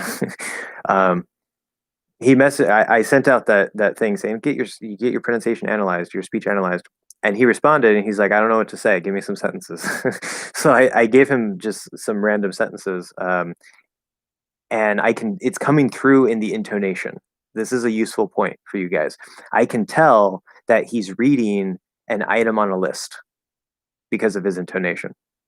So it's good that he has that intonation if he's reading an item on a list, but obviously for this exercise, we want to try to take that part out. So the standard rhythm and intonation here would be, I saw him last week, not I saw him last week, right? It sounds like, and another sentence, right? Or and more information. I saw him last week.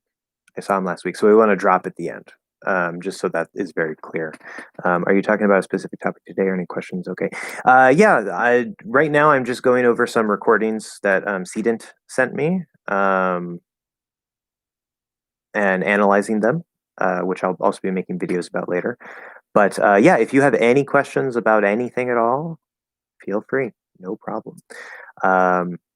We'll kind of just go in and out between what I'm doing now as I answer questions. So going back to the sentence here, I saw him last week. A couple things I noticed. The first things, it's maybe because I was focusing more on pronunciation. It could also be it. But either way, these details to point out are useful for people to know. So even if maybe you said it a little bit differently than you normally would have, we'll just say that's not a negative reflection on you.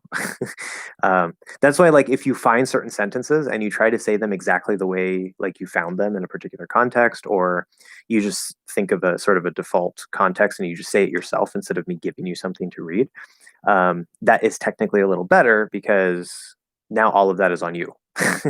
Where if I give you some stuff, it's kind of like, well, I mean, that might partially be because, he's reading from something I said. But either way, when you're saying saw, I notice a little bit off, just a little bit off on that vowel, the fifth vowel sound. Let's see. Oh, I have to refresh again. Stupid recording. Ugh, I hate Google Drive.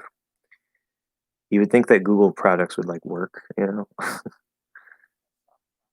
Okay, so when you're saying the fifth vowel, you're saying it super, super, super clear, like saw. saw. And it sounds like the vowel position is good and everything, but there's something a little weird where it kind of sounds like you're really trying to push the vowel out like extra, like you're saying like I saw him, I saw him. Um, so I don't know if that's just how it happened to come out. That is a little bit weird. Um, but yeah, the position itself does sound fine. Your I diphthong sounds good. You're kind of reducing the front part of I, which is fine. Like I. We don't have to get all the way into the ah position for the word I. It's commonly kind of reduced in different ways depending on how it's being used, like I'm or I'll. Okay. Next, him, him. Him. Okay, your I in him. I would normally use the ah vowel. Ah as in like aw, like with a little bit of lip rounding. Um, if you, I think that's supposed to be what it is in if you don't use the merger. So I guess that would be fine. Like if you say it that way, I mean, just because I tell you, just because I teach you with the merger doesn't mean you have to use the merger. So, I'm just trying to make it easier on you guys because the merger is very natural. Yeah, so the one without the merger. If you can already do the two sounds that aren't merged, um, there's no reason for you to learn the merger, um, unless you want to. But then, of course, you kind of have to relearn all these get pushed into one. Um, so depending on where you are, you don't have to use the merger just because I say it. I'm going to give you feedback based off the merger because that's how I'm teaching and that's how I speak. But if you normally use the unmerged version, you can just ignore that. Just ignore that detail and say, okay, whatever. Because that's a special case if you already know how to do both of them. Okay. When you're saying him, let's see. So J Woo. I hope I'm saying that right. J Woo. Probably not how you would completely say that. But can you please cover the pronunciation THS in plural? I get this question like once a month, I swear. I guess I need to make a video about that. Well, I will be making videos about consonant clusters in the future. So, okay, so I'll come back to the recording sedent. We stopped on him, and we'll pick that up. I want to answer this question really quick here since we have a question. So basically, if there's the presence of an N, like in month, that is a factor that can change things. If we go with the fully clearly enunciated version of these, you're supposed to push out the TH and you're supposed to push out the S. Okay, so it's supposed to be months. So you have an N, a TH, and an S. Months. The N there, instead of going up here like normal, you can actually do dental. It's a lot easier because then you could just do this for the TH instead of months, which is really hard to do. So we do make a natural adjustment to the N there, even though we don't normally use a dental N. But without the presence of an N, right, with paths, baths, okay, it's supposed to be TH and then the S. That's the full, clearly enunciated version, which we don't always use. What will actually happen, first let's talk about without the N. So there are some words where you have to use a voiced TH. And then there are some words where it actually, for all other words, it doesn't really matter. So, like, for example, with clothes, this is supposed to be clothes. And if you fully enunciate it, that's how it is. It's with a voiced TH. This word, commonly, we actually just drop the TH and say Z, just like we say the word clothes, which is spelled with an S, but it's a Z sound. So those are commonly pronounced the same. But for many of these TH words, when you add the S, even if the singular, like path, we don't say path. Well, path, it's on the path. maybe, I guess. Bath. I guess some people say it, but to me, it's supposed to be a voiceless th. That sounds best. Bath, path, bath, math, wrath, whatever. So it's a voiceless th. When you add the s, you can actually make it voiced or voiceless. It doesn't matter. You can say paths, paths, and that s is going to turn into a z as well. Baths, baths. In American English, we don't say maths. We just say math, with the full word being mathematics. Yeah.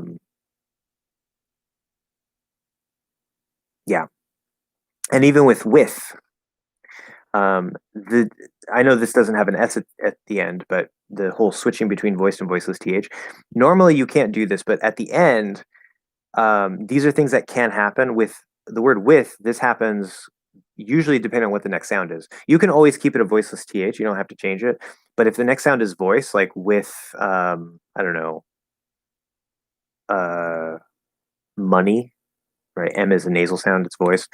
With money, with money, with money. Or you can say with money, with money. It doesn't matter if it's voiced or voiceless. That's kind of a special case with the preposition with. But for these THS endings, it kind of doesn't matter. But the full, clearly enunciated version is supposed to be voiceless th with s. Paths, baths, whatever. With the N, this gives us a little bit of an extra variation.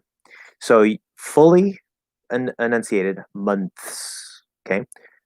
Normally said, months, months.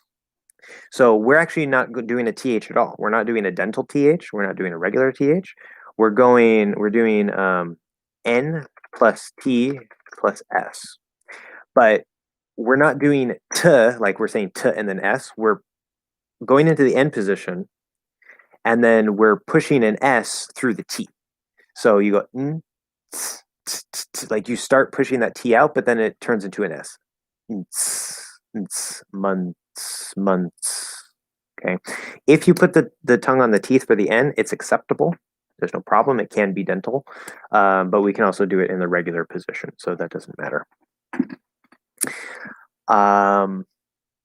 That's the most common way, I think, to say it. Using the full pronunciation of months is not unnatural. It's perfectly fine.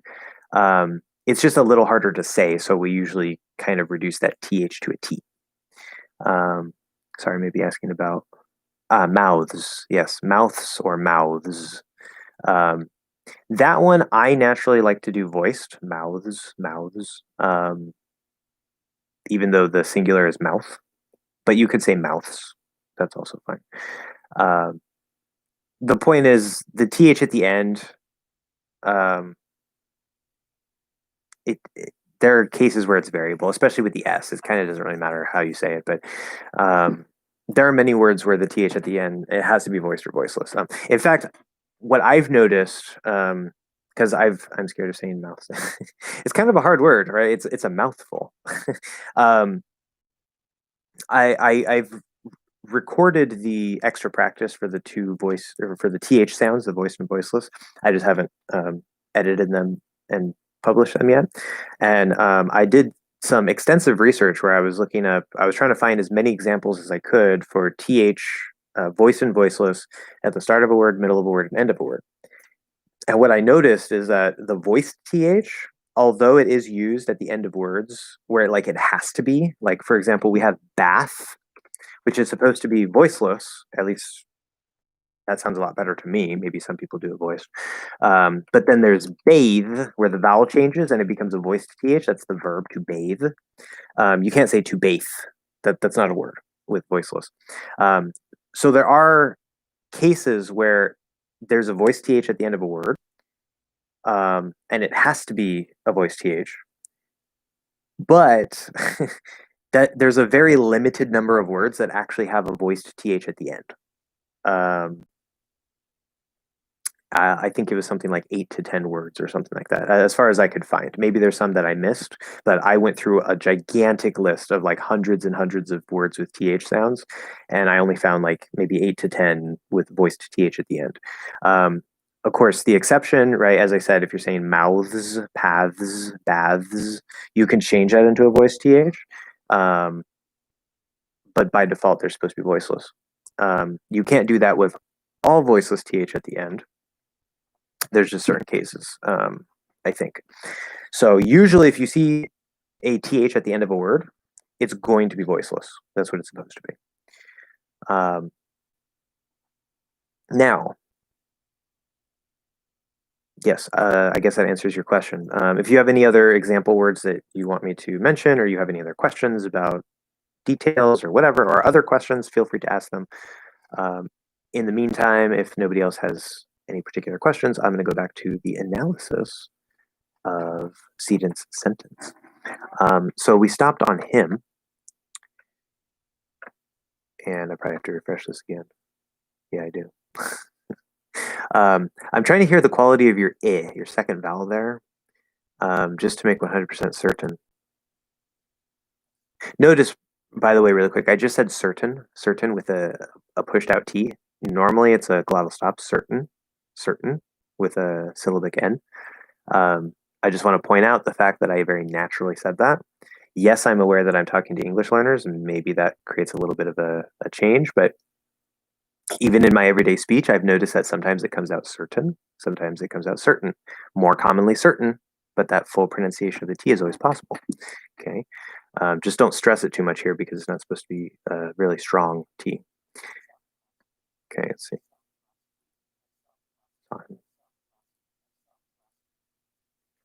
I want to say that there's a little tiny bit, just like a hair bit of an E in your second vowel in him, but that could just be me. I'm not sure. And when I'm not sure, when my ears are not sure, I might as well just give you 100% because usually if there's something off, I can hear it. And maybe it's 99.5%. Who knows? I'm going to say your I there is perfect in the word him. So that's good. Saw him. But then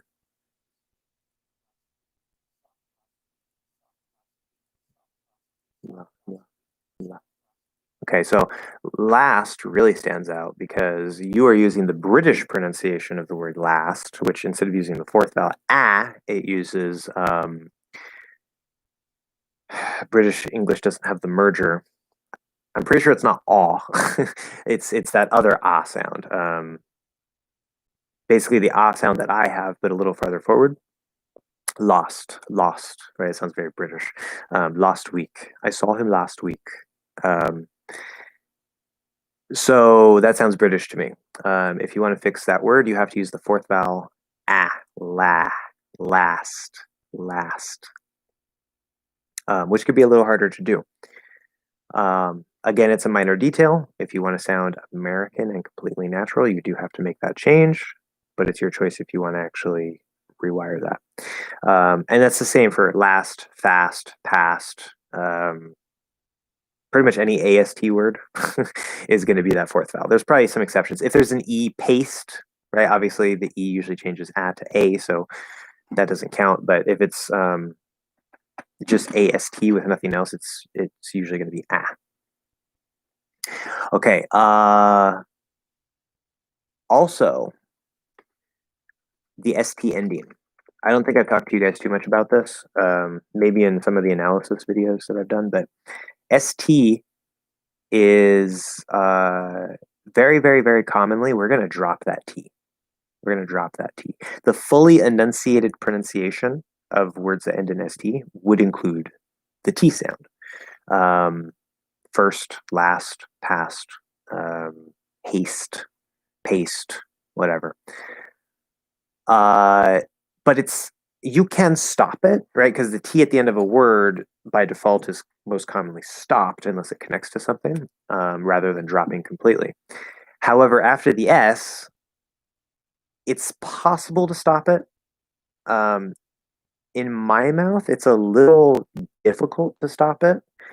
And that's why I think we commonly drop it.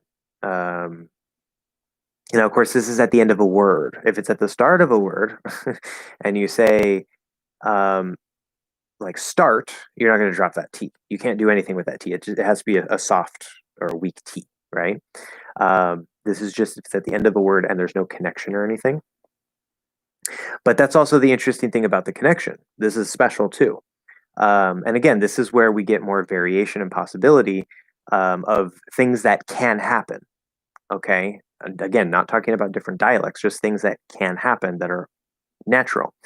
If you say last, the most common natural way to say that is to drop the T and say last. Okay. Unless for some reason you're enunciating or you're really stressing it or something like that. Okay. Could the T come out? Yes, it's possible. That's fine, but it's not the most common thing. However, we know that oftentimes, like say if there's, I don't know if I say that, if I say the T on that, and then there's a connection like that you, or that is, turns into a flat D and connects. Usually the stop T at the end would connect or something. But here, because we commonly actually drop the T instead, if there's a connection, like say if I say last item, because I want to use a vowel here to make this very easy and simple, you can connect the T, last item. Because of the effect of the S, it's actually going to make the T not flap, and it's going to make it a soft T. That's a special case. But the T can't connect, last item. Or you can actually still keep the T dropped and say last item. Connect the S instead, last item.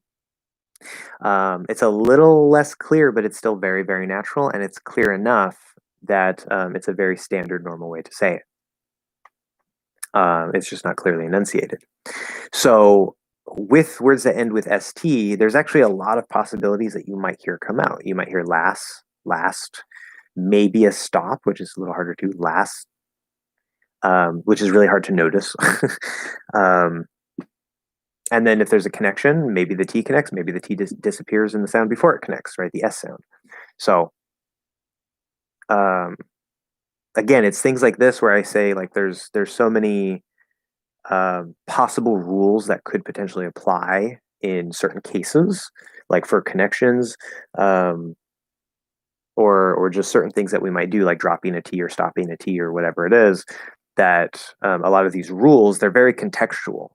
And you might have more than one rule that could apply at any given time. Like we were talking about with do and you, there's 4 possible ways. And so it's more about what is most likely. And knowing that there's not necessarily one correct answer there, that like a specific rule that you absolutely have to follow. If you're clearly enunciating everything, then there are more clear guidelines, because you can always say like, okay, do you want to go, right? But then you're not sounding natural. That's the trade-off. So yeah. Anyway, so change the vowel from ah to ah, drop the T, because I'm hearing you say last week. The T might connect to W. Usually T to W, we don't connect. D to W, we will. We'll say dua. But T to W, we usually don't. And I think there are some reasons for that. We'll usually just keep that T dropped. So we'll connect the S instead, last week. Very common way to say it. And that would finish that sentence. So it'd be like last week. And then we have a stop K. It's supposed to be a stop K at the end. Last week. If the K comes out, again, that's possible. The full pronunciation is always possible. Most likely it's going to be a stop K, whether it's glottal or just a lazy stop. Okay. Now, Jewu has another question here. Please answer me after you finish explaining the question, no two. Well, explaining the answer, actually.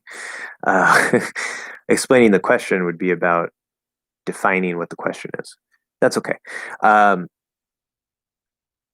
Okay, so I did that. I also have a problem with born sound sometimes. So ORN combination. When I say born corn in sentences, they sound okay, native speakers said. But when I say them alone, people say it sounds like I'm adding an extra vowel like born corn.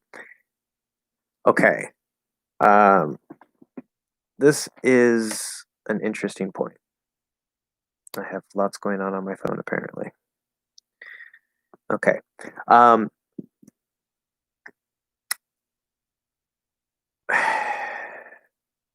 With a few exceptions in certain words that maybe have more than one way that you could potentially pronounce them, um, like the word interesting.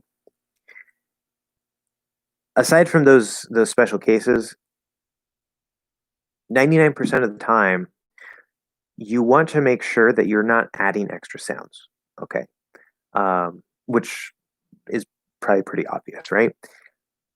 The question is, how do you do that, right? If people are telling you that it sounds like you're adding an extra sound or an extra vowel, then you have to figure out why. What are you doing?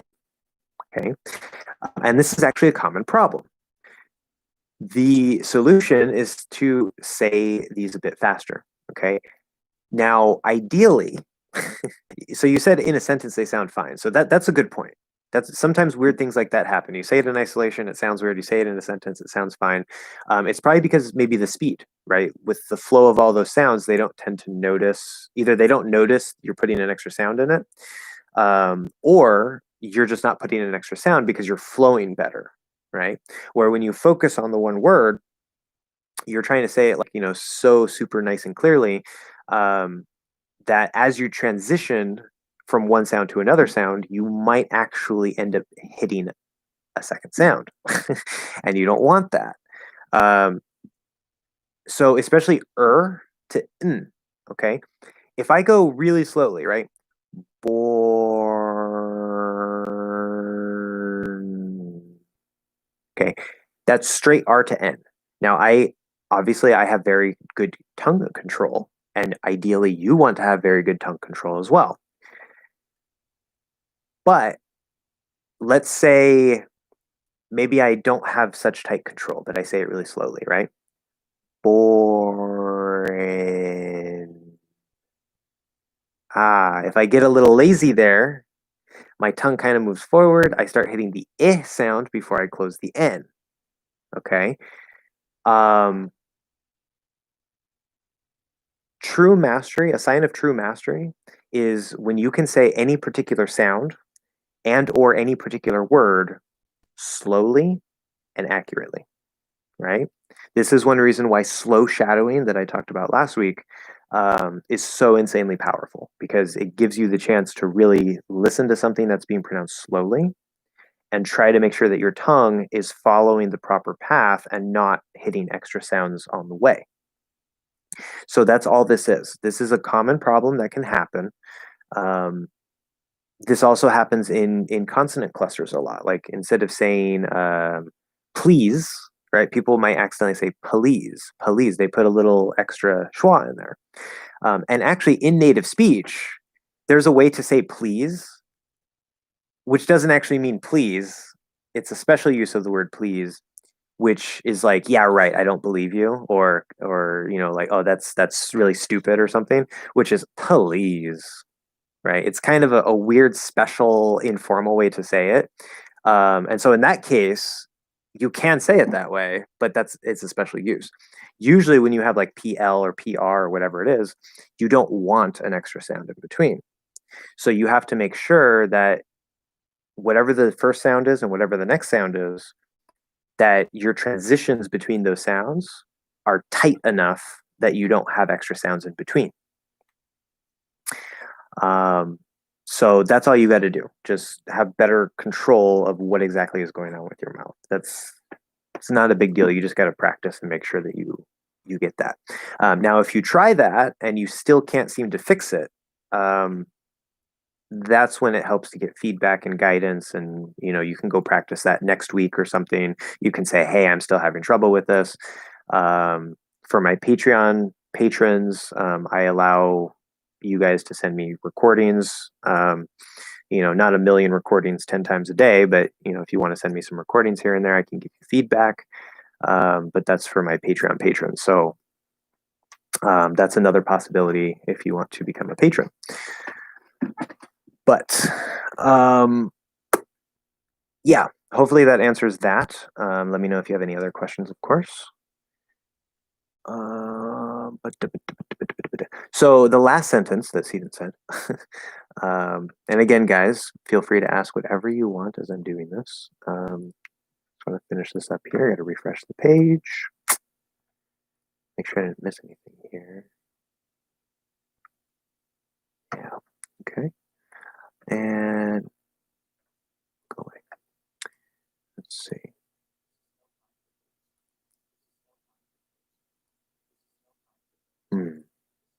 So the last sentence is "This is no time for jokes," and we have some interesting things here.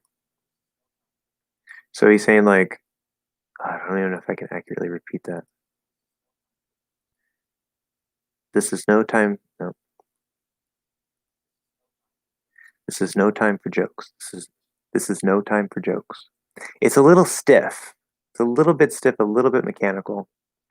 It generally flows really well. Your sounds are generally nice. You're welcome, Jabo. Um, it's these little tiny details that just seem a little bit off, a little bit unnatural. So with this and is, this is a difficult combination. I just said it, right? This is a difficult combination. Um, if you're clearly enunciating, then the way that you said it is perfectly fine. Like you actually, when you said this is, I don't notice that the vowel sound being wrong. It sounds like the proper sound. Let me double check the vowel there.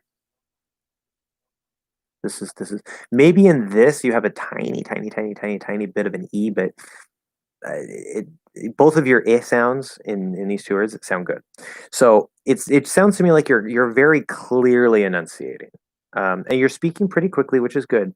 But listen to how I say these two words, right? This is, this is, this is.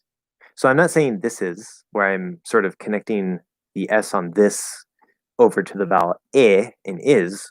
What I'm doing is I'm actually kind of deleting the vowel in is. I'm doing this, I'm dropping my breath, and then I'm pushing the breath back out, voiced for the Z sound in is. This is, this is, this is. And there might be a little bit of a vowel that kind of creeps into the transition there, but it's not a clear vowel. If anything, it's maybe like a little schwa. That is the most common way to say these two words.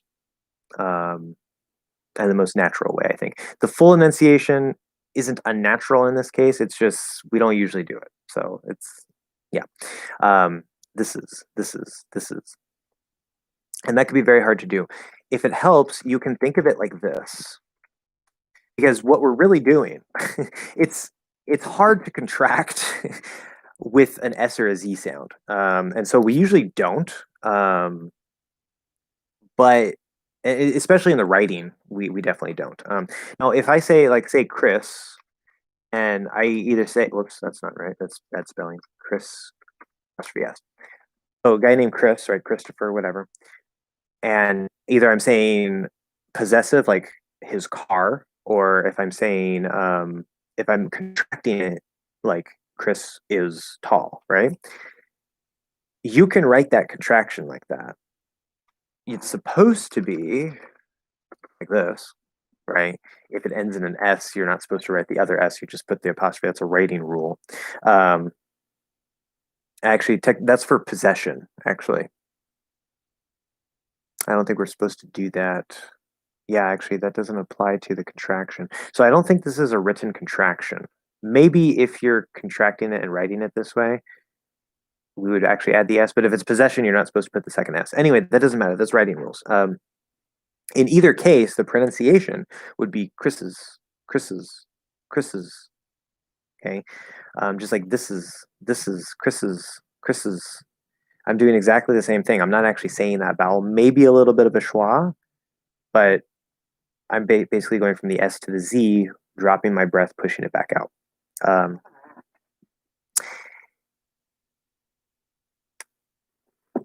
Yes. So, what was I saying with that? There's another thing I wanted to say about that. Oh yeah, because remember we have like say this and is. You can think of this like a contraction. We would never write that, right? This apostrophe s. Nobody would ever write that, even informally. We just do not write that. But in speech, we have more contractions. And remember, contractions are not informal. If you're comparing it to very formal writing, like academic writing, technical writing, you're not supposed to use contractions. But in regular writing, even if you're sending business emails, um, informal writing, everyday speech, even in a formal situation, we use contractions all the time. Okay, we use them all the time. And there are many more spoken contractions than written contractions.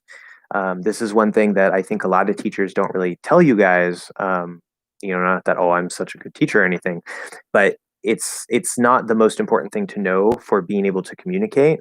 And because most teachers focus more on you clearly enunciating, um, rather than sounding, necessarily natural, because being understood is the most important thing. That is absolutely true. Um, but then they don't teach you these little things because they're either more difficult or it's extra information that doesn't help you, sound clearer. And so maybe they'll mention them, but you don't really get to practice them or learn about them very much. So spoken contractions happen all the time in everyday speech. So the vowel is close enough. I would say your vowel in both of these words is perfect. Maybe in this, it's like 99.9. I kind of hear maybe there's a little bit off, but yes, I would say they're perfect. It's not even close enough. It's basically it's perfect. um, so yes, you can do the perfect English second vowel sound. It's just it you can't always do it 100% consistently on command, which is fine. You don't necessarily have to. In fact, there's a polyglot. There are two polyglots I'm aware of that really talk a lot about pronunciation and accent reduction. One is Luca Lamparello, who's Italian, and the other one is Idausa Ness, who I mentioned last time. Idahosa Ness. Spelled Idahosa, but it's pronounced Idausa. And I've learned a lot from these two guys. A lot of what I know about pronunciation and techniques for pronunciation, I got from them. I did come up with some of my own things or realize things before I learned it from them, but I've learned a lot from them. And both these guys speak, I think, more than 10 languages. So more than me at the moment. I plan to learn many languages in the future. But Idausa is like all about pronunciation, where Luca, the reason why I mentioned this is because, okay, Idausa gave a story where he went to Germany, I'm pretty sure it was Germany, and he was having a conversation with a native speaker, just some random person he met. And after about, I think it was like 5 minutes or something of conversation, the person asked him, "So what part of Germany are you from?" His accent was so on point, so perfect, that the German thought he was a native speaker. Okay. And Idausa says that is his goal. Maybe not 100% of the time, because sometimes little tiny things can slip up, they can come out a little bit off, and somebody will notice, hey, he said that a little weird. But if you can get, say, like, 90, 95, 99% consistency of your flow and your sounds and everything, that's kind of hard to do. With the right techniques, it doesn't have to be as hard and it doesn't have to take necessarily as long, but it takes a lot of effort. It takes a lot of consistency. And that's ultimately my goal. Like, I want to learn a language, the pronunciation of a language, to a point where even if it's just for a few minutes, somebody mistakes me for a native.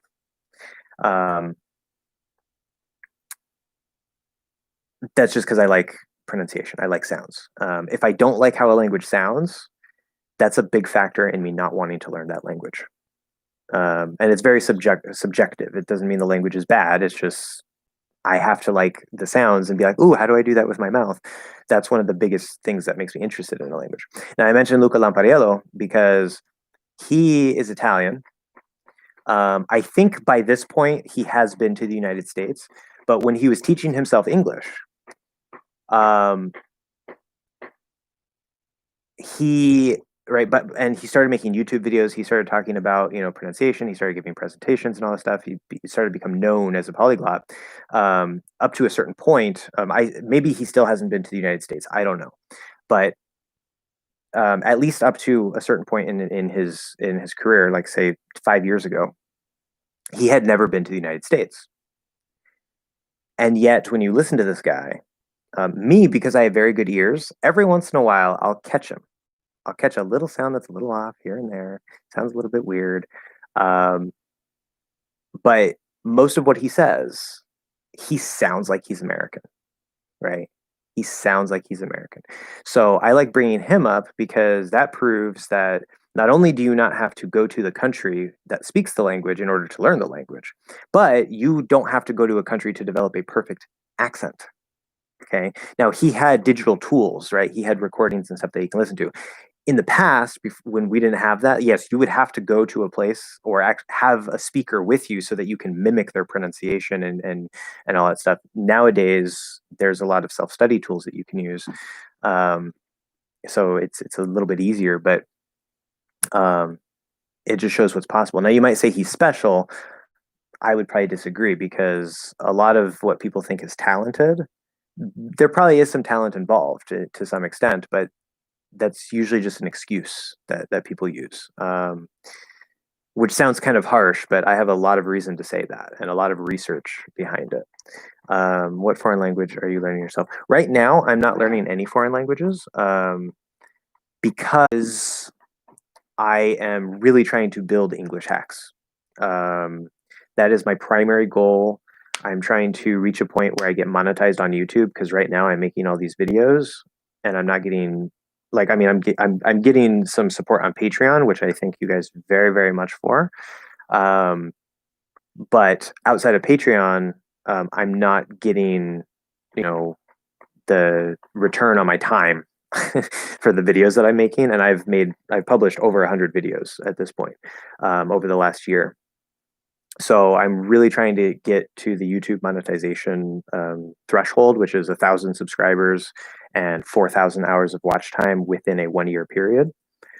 We're reaching 1,000 subscribers, but I only have about 1,400 hours of watch time. So I'm really low on the watch time, which kind of sucks, but I mean, that's normal. Some people grow faster, some people grow slower. I'm not too worried about it, but I'm really just trying to reach that certain threshold, get monetized, and save up some money, because I don't have a whole lot of money. I'm not rich for sure. I'm not absolutely dirt poor, but I'm not rich. So I want to be able to save up some money because what I used to do when I was teaching myself Spanish and a little bit with German and Japanese over the last few years, I would do language exchanges through italki, which is completely free, right? And it's a really great way to learn. But I reached a point where I realized that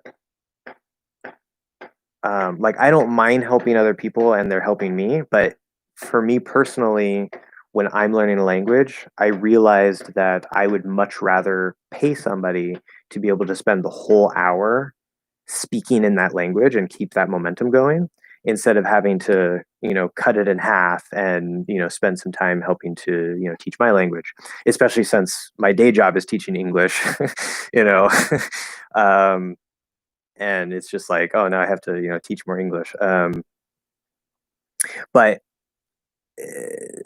so that's just my personal preference, and so I want the money for me to be a little bit more comfortable, but also in addition to be able to pay for classes because I know how to teach myself. I know generally what works for me. I'm always trying to think of new and interesting things as well, doing research on polyglots and new things that they've come up with and all that stuff, which I try to filter into how I teach and the things that I give you guys. That's one reason why I can come up with all these hacks because I've done all this research over the last 5 years about all these different polyglots and their different perspectives and techniques and stuff, and some of it has sort of blended in my brain into new things. But yeah, I want to be able to sort of pay for the classes because I need the speaking practice, and I want to just pay somebody to give me that conversation time. So I'm not learning any languages right now. I speak Spanish decently well, although it's quite rusty because I haven't actually spoken too much in the last, say, 2 years. But I know some basic Japanese. I know some basic German. A little bit here and there of some other languages, just little pieces of things. But I want to be fluent in at least 6 languages, aside from English. So Spanish, German, Japanese, Mandarin, Russian, and what was my other one? Korean. And there's other ones that I'm interested in. I'm interested in Hindi too, by the way, Seedent. I've listened to the language. I'm like, oh, it sounds like a really interesting language. And in the past, as we talked about before, I have an interest in like, the mysticism from India and all that stuff. Some of the, I know Hindi isn't Sanskrit, but there's like, obviously like Hindi came out of Sanskrit, and like those, Sanskrit chants or Hindi chants that you get from like, yoga studios and whatever. I always like find that interesting. I want to be able to actually understand what they're saying. I will teach you for free.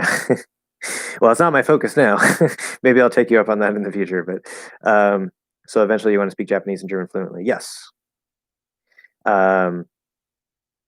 Rather go for Sanskrit. I know, but Sanskrit is technically a dead language. I mean, it's technically kept alive because of the religious aspect, but like nobody really speaks Sanskrit anymore. It's a super interesting language.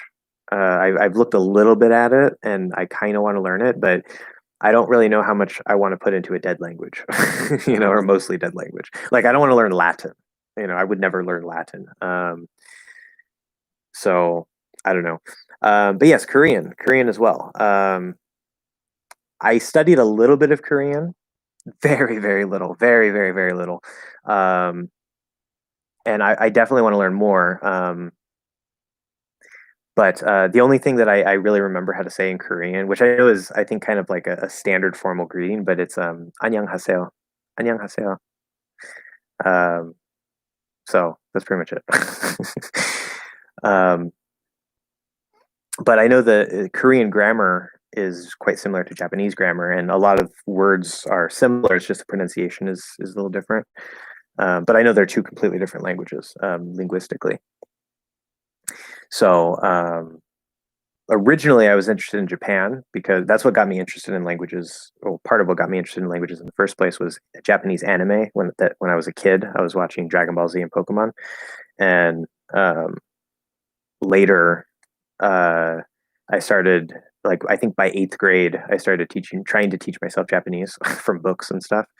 I had no idea what I was doing, of course, but and then later, it wasn't until like a few years ago where I started listening a little bit to like K-pop and watching like some certain like K-dramas. I'm not too big on that space, but I started like kind of exploring it, and I was like, oh, I really like the sound of Korean. Like it seems really interesting, and because it has some similarities to Japanese for like the grammar and stuff, I was just like, yeah, it's, I could probably learn both of them, and then I want to learn Mandarin also. So like the 3 big, no disrespect to other Asian languages, but I think Korean, Japanese, and Mandarin are like the 3 really big Asian languages, like on the world stage. And that's part of why I want to learn them. But yeah, I just think it's really interesting. Okay, that's true. Only if you want to read Veda. Yeah, I don't. There's too much in the Vedas. I have the Bhagavad Gita and I have the Upanishads translated into English, of course. And I've read through most of the Bhagavad Gita and a lot of the Upanishads. I think there's a lot of very, very good seeds of truth and things in the Upanishads. I love the Upanishads. It actually helped me realize a lot of things about reality, and that my general understanding of things is kind of on the right track. But yeah, the Vedas, I think the Vedas are kind of more like a traditional religious type of thing, where there might be some mysticism and stuff, but it's kind of like about like the literal gods and this and that. And I mean, I don't really know all that much about it, but it seems too literalist religion. I'm not very interested in literalist religion. I'm interested in the mystical and where all the religions start pointing to the same thing. Um, so yeah, I'm definitely not going to read the Vedas. So no Sanskrit. If you can speak Japanese, it will be easier to learn Korean. Yes, exactly. What about Naruto? So, um, before I talk about that, so Gib Ghibli. I think you mean Ghibli, like Studio Ghibli. It's supposed to be an L. I imagine in Korean maybe it changed into an R, like Ghibli or something like that. I'm not too big on Studio Ghibli. Um, like I think Spirited Away is that. I don't know. It's not bad. I'm definitely not like a super crazy fan of that, but I like animation and whatever. It's just I have certain styles that I prefer. Um, with Naruto is the type of style I like. It's straight up shonen. Um, I also like some shojo stuff. That's not too bad, but shonen, Dragon Ball Z, Pokemon is more shonen, at least in the anime version. Black Cat, Rurouni Kenshin. Um, anyway, so Naruto or Bleach, right? Naruto and Bleach are the two animes that came to the United States that were super, super, super popular, like insanely popular, and that all my friends were interested in, but I didn't really care that much. I did not really care that much. And I don't know why. Like I like ninjas. Like there's nothing wrong with Naruto. I think it's cool. It's just it didn't quite keep my attention. I read some of the manga. I watched some of the anime. It couldn't keep my attention. Um, and then with Bleach was a little more interesting, but I don't know. It just seemed like it kept going on and on and on, and I was like, eh. So, but I love anime. I watch a lot of popular anime, but also I've watched a lot of anime that isn't so mainstream. I watch a lot of subbed anime that's actually in Japanese with English subtitles.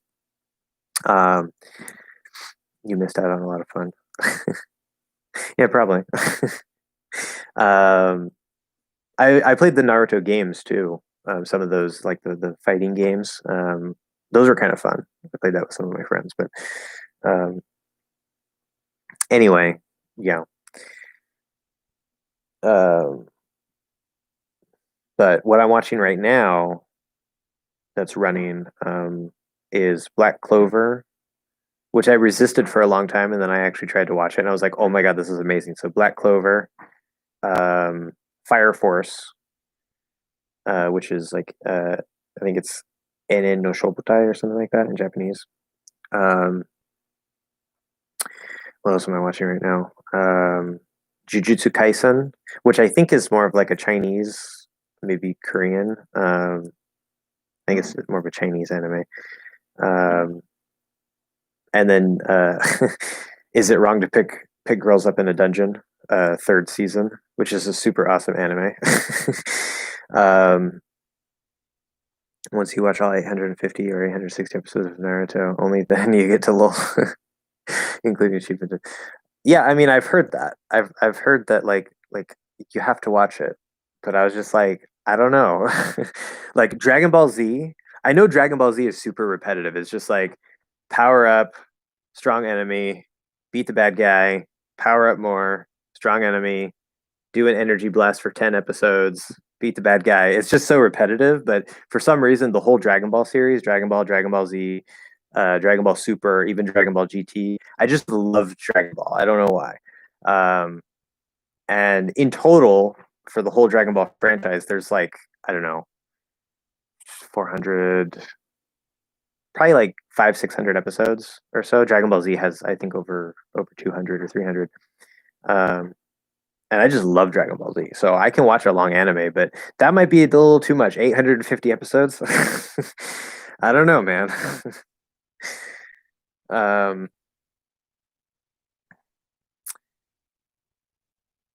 yeah, Kamehameha, exactly. And the funny thing, I think a lot of foreign audiences don't pick up on this. But a lot of the names of characters in Dragon Ball are based off of like English words for everyday things. like and some of this I think isn't true. It's just what I heard as a kid, but some of it I think is like, I think Vegeta is supposed to be vegetable, and Bulma Briefs, her last name is like Briefs. It's like boxer shorts, like that you wear underwear. It's interesting. But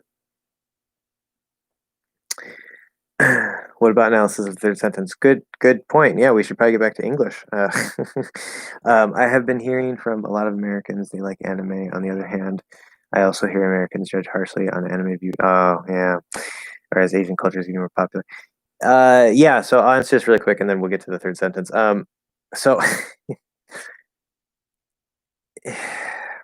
yeah, it's there's some of us that grew up when anime really came to the United States, because it started coming, I think, really in the 80s, like with Sailor Moon. It was like late 80s, early 90s. Um, I remember watching some of that when I was like 3 or 4 years old, but really took off in the 90s. And there's some of us that like, we're more nerdy, we're more, interested in things like that. And we just like love anime. And then there's other kids who grew up either just not being exposed to that for whatever reason, or not caring because they were more interested in sports or whatever. Um, and so there are a lot of Americans. I mean, Westerners in general. I know there's a lot of Germans, a lot of Brits. I don't know how popular in other countries, in other Western countries as it is, but in the United States, there are a lot of us.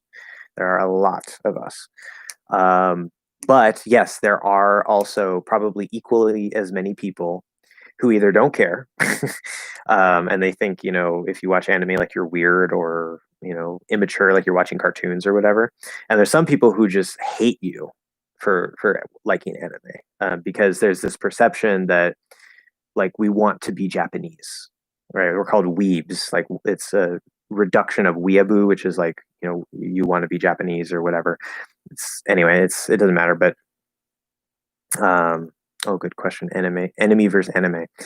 Um, so long story short, yes, many of us like anime, and many of us hate people who like anime. um, which I don't understand. Like, it's like, why you gotta hate somebody who likes anime? Like, big deal. Who cares? I don't want to be Japanese. I just like Japan and anime, and it's interesting. Okay, like if you like cars, I'm not gonna hate you because you like cars, just because I have no interest in cars. Like, it's stupid. So anyway, um, I don't know if it's getting better. I would probably say maybe it's getting worse, if anything. But okay, enemy versus anime. Good question. Enemy. So enemy. I think it's supposed to be enemy, but definitely that second vowel would probably be pronounced either as I or um, enemy or enemy. The first vowel is which, or the first syllable there, the E is the third vowel so enemy or enemy. And of course we have an E sound at the end, where anime is supposed to be fourth vowel. Might be unclear, like sounds kind of like close to E to but it's not.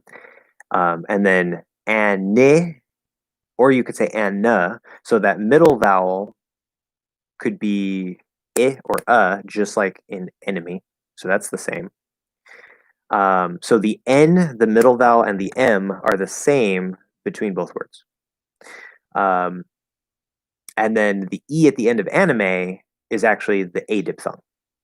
Um, If we try to do it in maybe a little bit more of a like a Japanese pronunciation, then we might cut it to the third vowel, anime. But if we do that, we're probably also going to change the I to an E, which is how Japanese people would say it, like anime, which most people don't try to say it that way because it sounds pretentious. Anyway, okay, good. So the third sentence. Let's finish up the analysis of these sentences here. Okay. So we're talking about thises and how we kind of just eat that vowel and is, and maybe there's a little bit of a schwa, but it's kind of just the S to the Z. This is. Let's see what else we have. Now it's going to make me reload it, of course.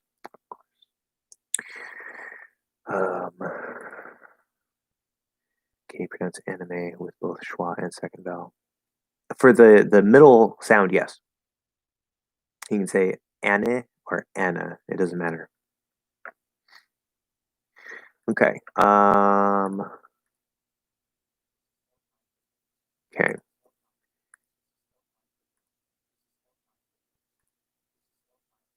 No, no, no time, no time,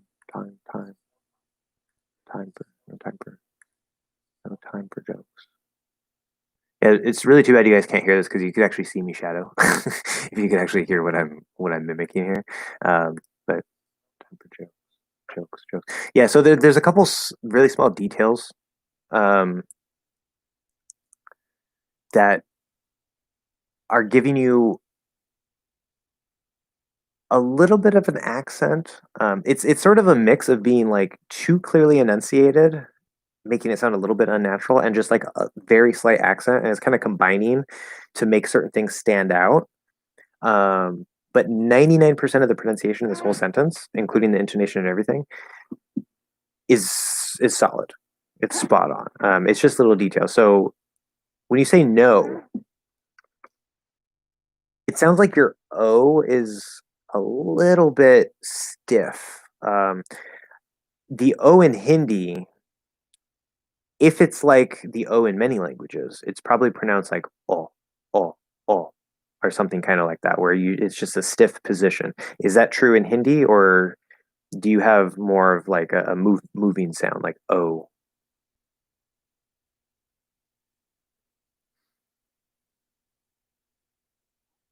Um, Waiting for an answer there, because if it's like other languages and it's stiff, that's kind of what I'm hearing. It's like you're getting a bit of rounding, you're getting maybe just the exact positions a little bit off. Um, but I'm hearing a little bit of stiffness, like you're not quite rounding enough. Um, it's moving. Okay. So then the way you move it in Hindi might be just a little bit different. Um, to most speakers' ears, I don't think they would say there's absolutely anything wrong with that. I think they would probably not notice any difference or anything wrong. To my ears, um, no, no, yeah, it's like actually it could be maybe that is it not rounded enough or is it too rounded? No, no. There's something with the quality of the rounding. Like maybe you're doing it too much, like no time, because that would be too much. Um, or it could just be the way that you're pushing it out with like the quality of air there. But there's something a little bit off there. It sounds like it's with the rounding to me. But it's supposed to be like this is no time, no time, no time. Okay. This is no time for jokes. This is no time for jokes. So the way I'm saying it, it sounds maybe a little softer, like it's not popping out as much.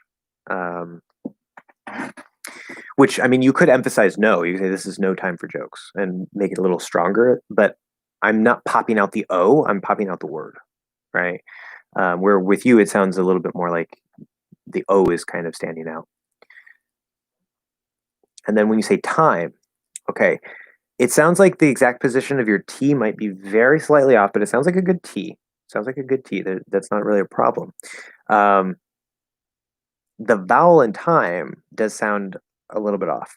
And this could partially be because of the T being a little bit off and compounding the problem. But I'm hearing you say kind of like, if I can do this right, let me see. It's a little farther back than it should be. Time, time, time, time, I. So I'm having difficulty matching exactly what you're doing there, but no time, no time, time, time, time, time, time. Yeah, it seems to me like the start of the diphthong I. We were talking about that earlier, right? And how there's like the ah, and then the ah is just a little bit behind it. It's a very small thing. What it sounds like to me, instead of doing like I, I, instead of doing like I, you're going a little bit farther back towards the middle, and you're doing like I, I, to where, and it's very subtle. It's just a little bit farther back. So you want to kind of move the start of that diphthong forward tiny bit. And it might be very difficult to do that because yeah, that's a thing that can be very hard to find. But if you want to send me some more recordings later for the I diphthong, again, it could be because of the T, because you're coming from here with the T and you're having to kind of drop down into the ah. So it could be because of that it's throwing you off. Like maybe as you open, you're just opening, you're letting your tongue, the position of your tongue or the placement of the sound drift a little too far back. And you just need tighter control as you drop down from the T. In fact, that would probably be why. But if you want to send me some recordings with I words, you can do that later. And then, let's see.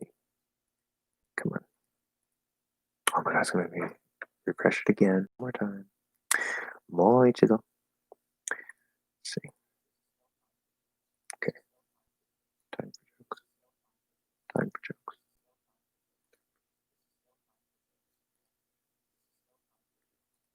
Okay, and then the rest of it for jokes. So I actually recorded these 3 sentences 3 times. Yeah, I know. That's true. Yeah, I can check the other ones to see how you're saying time in those. But things, yeah. The last 2 words for joke. So you're reducing for to fur, which is perfect. That's the most common thing that we do, as long as it's not the last word in the sentence. That's a special case. So that sounds fine. Your F kind of sounds like maybe between the M and the F, maybe the F is, I don't know. There's a little bit of a quality to it that is like popping out to me for some reason. Like maybe you're pushing a little harder than we normally would, but I wouldn't worry about that. There's definitely no problem with that.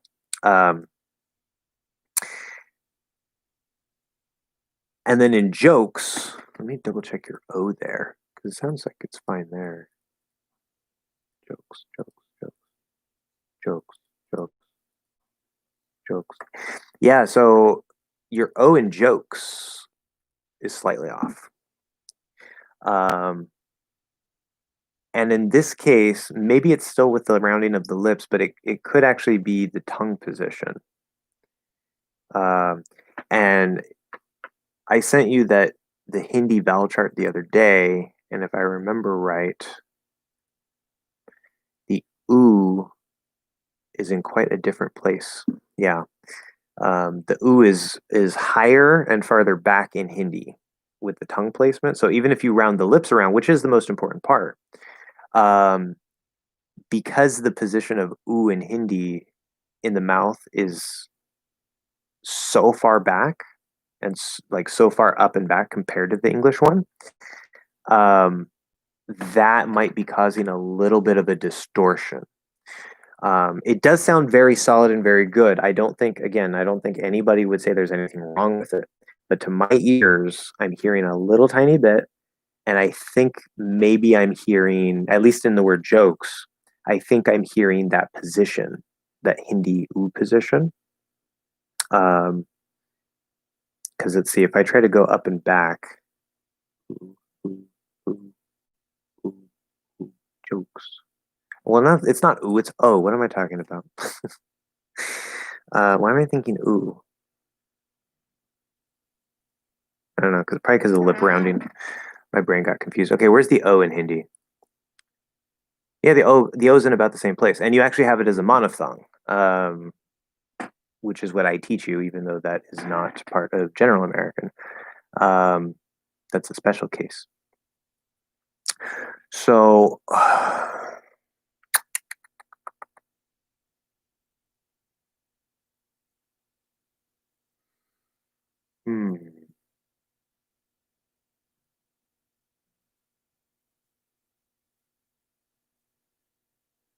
don't know. Doesn't make any sense. Yeah, it has to be with your lips then. It has to have something to do with it. I mean, it could technically have to do with the way you're moving your tongue through the sound, but it's probably something with the lips. So, anyway, I would definitely have to see your mouth to get a little bit more detail on that. And I'd have to hear you say more O words to really try to pinpoint exactly what the problem is. But it's 99+%. So you're definitely solid there. It's not something to worry about. Okay. Well, we've been going for almost 3 hours, getting a little close to 3 hours now. Not that we have to stop anytime soon, but we have 3 people. And I don't know if you guys have any other questions or comments or things you would like me to talk about. Could be pronunciation, grammar, learning techniques. I don't know. We could talk about something not even related to language. I could tell you guys more about my my upside down pyramid that maps all skills. So the overall pronunciation is understandable and close enough. The overall pronunciation, it's more than understandable. Like as I said, so after Cedant sent me those recordings and I listened to them, especially the last version that I'm using here to analyze, it sounds to me like he should be like a voice actor or something. Like I do hear, according to my ears, there's a little bit off here and there, a little bit of an accent, a little bit whatever, but like if my ears weren't as good, I might assume that you were American based off of what I've heard in these sentences. So yes, you should feel very good, very, very, very good about that performance, if nothing else. Of course, I know maybe your general speech, it doesn't always quite come out that way, but I would say that Cedant, if your goal is to sound more natural, you have fallen prey or fallen victim to excessive enunciation. Where, yes, you are perfectly understandable and your sounds are definitely close enough. But certain things are kind of popping out too much. And of course, yes, you're slightly off on the exact positions of certain things or the, being in the range of certain things where I hear a little bit of an accent here and there. But part of the problem is like with this and is, I mean, we just probably wouldn't say the it and is, we say this is, right? It can come out that way, but I assume that's probably the way you always say, right? This is, without the reduction of the vowel sound, which would be a case of over enunciation because that's not the way we normally say it. So anyway, very solid, super, super solid. I grade very, very hard. If you're not 100% according to my ears, I'm not going to tell you you have 100% so you can feel good. But compared to the average speaker and their ears, I think that most people probably wouldn't notice much of a difference based on what I've heard from you so far. I don't think anybody would think you really have much of an accent. And so that's fantastic. Now, yes, it was a success. Jay Wu asked, can I support you by Super Chat? Yes, so here's the thing. This is one reason why I'm trying to get monetized, because in order to activate Super Chat, I need to have a certain threshold of YouTube numbers. And no problem. Yes, he says that he likes the honesty. Yes. In case I forget to enable the chat after. Apparently, I have to push a button for that. But for the super chat, I don't remember what the exact number is. I don't. It's either it's the same for like basic monetization. I can activate super chat, or it was at 10,000 subscribers. I'm not sure. They have certain numbers that you have to reach in order to unlock certain features. Like right now, because I don't have 1,000 subscribers, I can't live stream on my phone, which is really stupid. So this monetization thing, it's not just about like, oh, now I can, put some ads here and there, which I'm not going to give you guys a whole bunch of ads because they're annoying. Probably at just like the start and end of the video. It's not just so that, okay, maybe I can hopefully make a little bit of money, so it's like an income source. It's also because there's certain features that I don't have access to if I don't reach a certain number of subscribers. So yeah, help me get to 1,000 subscribers and I could probably do super chat. Let me double check what the actual number there is. Let's see here, YouTube super chat requirements. Okay, so super chat and super stickers, eligibility, availability, and policies. Eligibility. Okay, so your channel is monetized, so I need monetization, which is 1,000 subscribers and 4,000 hours of watch time within a 1-year period. I am over 18, so I already have that. And you're in one of the available locations. Apparently, you have to be in an available location, which includes the United States. So let's see here. Yeah. So I have to be monetized. So if you help me get to 1,000 subscribers, then of course I need the watch time too. But if you help me get to 1,000 subscribers, then I can enable super chat. And that's another thing I'm going to do because I will continue to do live streams and answer your guys' questions. I've never really had more than I think like 6 or 7 people viewing at any time on a live stream. I'm a really, really small YouTuber. So, hopefully in the future it'll be a little more lively. But this is okay for now because I can answer your guys' questions in detail. I can spend more time on them.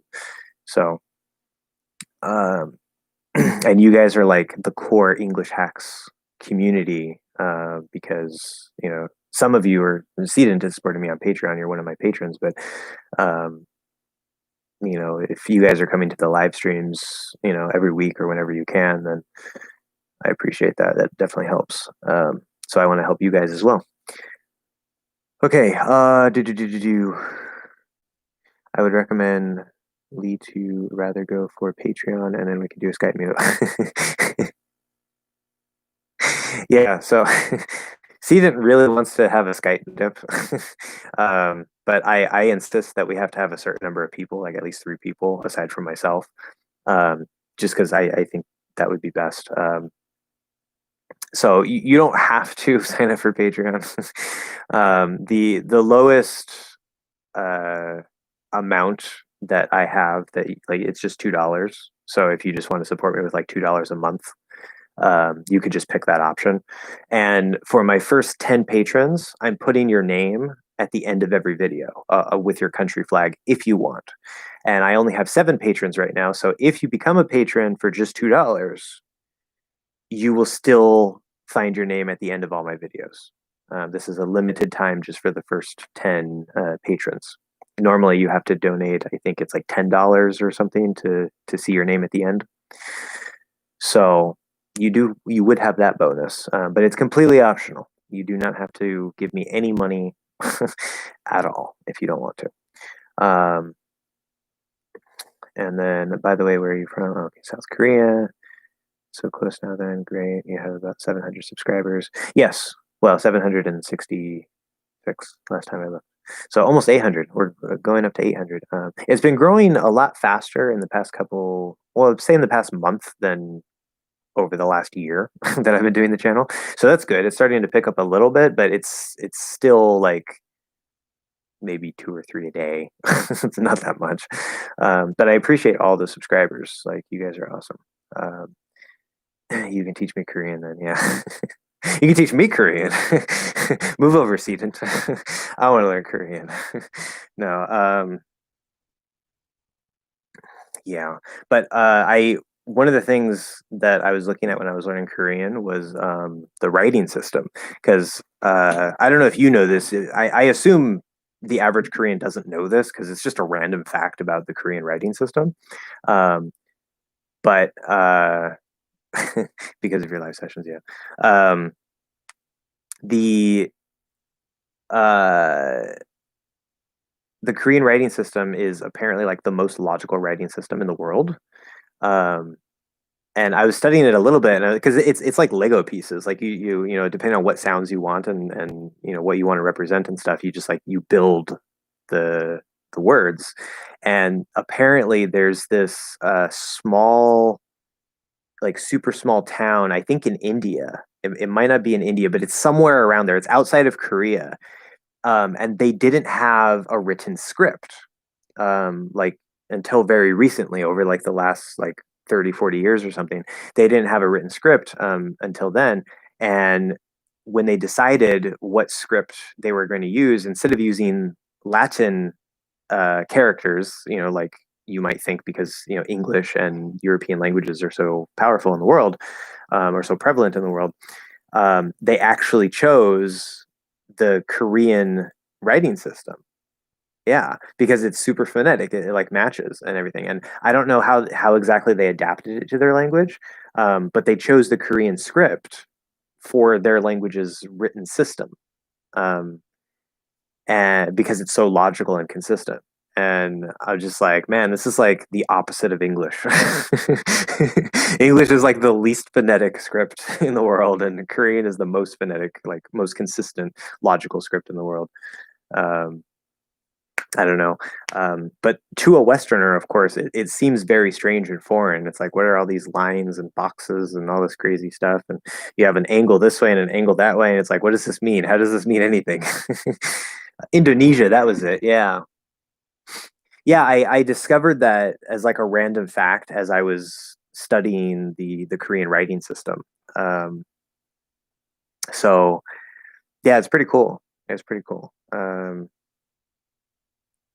But anyway, let's see. Yeah. Anything else? We're almost at 3 hours here. 3 more minutes to 3 hours. It's still three people. Three solid people throughout almost this entire live stream. That's fantastic. I think normally I have like two for most of the time, and like people come and go. So three's good. Yeah. I still don't get that though. It's kind of frustrating because I know that I'm small and I'm growing and it takes time, and I understand that, but like, you know, I have so many of you guys commenting on my videos saying like, you know, oh, these are like, you know, like the best videos, or, you know, like, you know, like, don't stop making videos. This is, you know, like you're a genius, or, you know, this or that or whatever, which I mean, I'm not a genius, but, um, or saying like, oh, you know, I've looked everywhere for information about this, and yeah, no problem, Stephen. You're welcome for the analysis. Um, like I've looked everywhere for information about this, and nobody makes sense except for you. Like your videos are so helpful. I get so many comments like that. Also on TikTok, I get a lot of comments like that on TikTok. And my TikTok is a lot bigger than my YouTube, but that's not saying much because TikTok is relatively newer. The exposure is greater. I have like I'm approaching 16,000 on TikTok, which is not much, really not much on TikTok. Where here on YouTube, it's like I'm just starting to approach 800 after a year. Um, and it's just frustrating because it's like the people who actually find me, most of you guys, seem to just like absolutely love the way that I teach and the stuff that I teach and all this stuff. And yet you would think that if it's really that great and that useful and so amazing, that like I would have blown up or something. Like it is what it is. I'm not complaining. It's kind of frustrating that I don't see why there's that disconnect. Um, so we'll see. I'm gonna keep making videos for you guys, and eventually, we'll get there. So anyway, if we don't have any other questions, this might be a good point to stop. Starting to get a little bit of a sore throat. I notice if I go for like 2.5, 3 hours on the live stream, because I normally do not talk this long, like in my life. I don't have 3-hour conversations, with like very rarely with like anybody, and especially not with me talking the whole time, because obviously you guys are like leaving stuff in the chat. You're not actually talking to me, so um, I'm just more or less talking the whole time, and I start to notice that I'll get a little bit of a sore throat, and that'll last for like the next 2 days. It's just like a very minor sore throat. It's just like, oh, this sucks. But it might be the time difference. I had to wake up around 5 a.m. to finally attend your live session. No, two. Tend to. I don't think we ever use to with attend. There's tend to, which is different, but attend to. Okay, you can attend to a person, like you're a waiter at a restaurant, you attend to what they want. That does exist, but if you come to like a discussion or a class or something, we don't use to. You just attend a class, attend a session. Yeah. Um, I know that's confusing. It's just these are some of the little details that you have to get used to. I do still plan to make more logic of preposition videos, especially too. It's so much work, so much work, and the two videos so long. It's like an hour and a half of raw recording content, and I'm just like, I have no idea how I'm going to cut this down, and I might make it into like 2 or 3 parts, and it's just like, ugh. So yeah, I'm gonna get to it eventually. um, but yeah, slow and steady wins the race. Of course, you were a turtle. I don't know. Maybe I'm a turtle. I have a turtle. Where's my turtle? Yeah, I have a golden turtle over there. Not really golden, but it's painted gold. Um,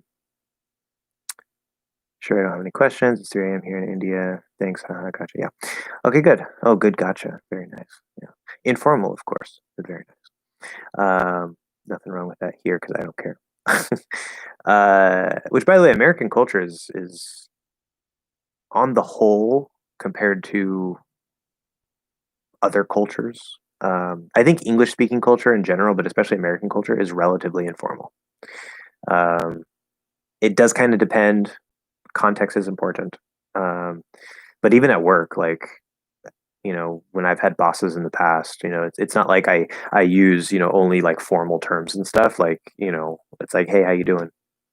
How's it going, boss? Like, that's a pretty common thing here. Maybe not in every field, at every job, at every company, but yeah, we're pretty formal. So if you say gotcha, like, it's supposed to be informal and the writing is informal, but I'm going to make a video about that too, talking about how formality works in American English, because I think you guys are usually taught in a way that maybe tends to be formal because it's like the safe thing. Like, they don't really teach you much about contractions and stuff. And in fact, some people teach you wrong and say contractions are informal when they're not. So I want to talk about that also. But anyway, yeah. So Sedent, well, thank you for being up early, and Jay Wu, thank you for being up early. I try to shift the time of these. They're always on the same day because this is one of my days off. I prefer to do it a little bit earlier for me, but I know that obviously there's time differences. So next week, I know Thursday probably isn't the best day either, because even if it's Friday where you are, like, people work. But next week, I'll probably put it maybe around, like, say 3 or 4 in the afternoon, probably about 3:30ish. So yeah, I know. He says it's rather strict over here. I know in Korean and Japanese, I know a lot more about Japanese than Korean, but I assume it's similar. Like Japanese is so stratified that number one, even if you're just born 1 year after somebody, you'll never be considered socially equal. Like at least that's my understanding. Maybe I'm wrong about that, but so it's like you always have to refer to this. I mean, of course, if they give you permission to be informal with them, like that's always possible. But according to societal standards, even just 1 year of difference means like you're their junior. Um, and maybe as you get older, that doesn't matter as much. But there's it's very stratified, and even in the language, right? There's informal Japanese, there's like standard politeness, regular formality that is just kind of used, whatever. And then there's like honorific Japanese where they have like if you're referring to yourself, you use a particular verb form that makes you like humble, like lower than the person you're talking to, and you refer to that person using a particular verb form that makes them superior to you, right? And it's like the stratification and formality is just baked into the language more than any European language. Like Europeans, like okay, most European languages have like a formal you and an informal you in the grammar, like the conjugation of verbs. English doesn't have that anymore, but Japanese and I assume Korean. Um,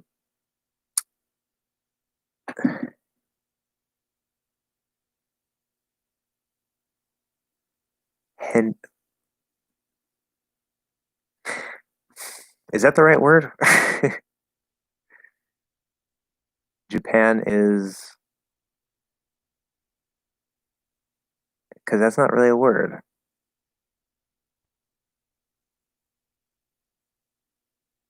I mean, you mean like super strict?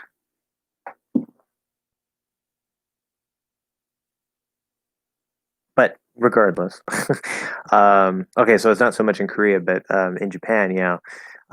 This is modern Japanese. My understanding is that like Japanese from say like 400 years ago, it was even more. Like modern Japanese doesn't really use sama anymore, because there's san, which is like Mr. or Mrs. whatever, like Tanaka-san.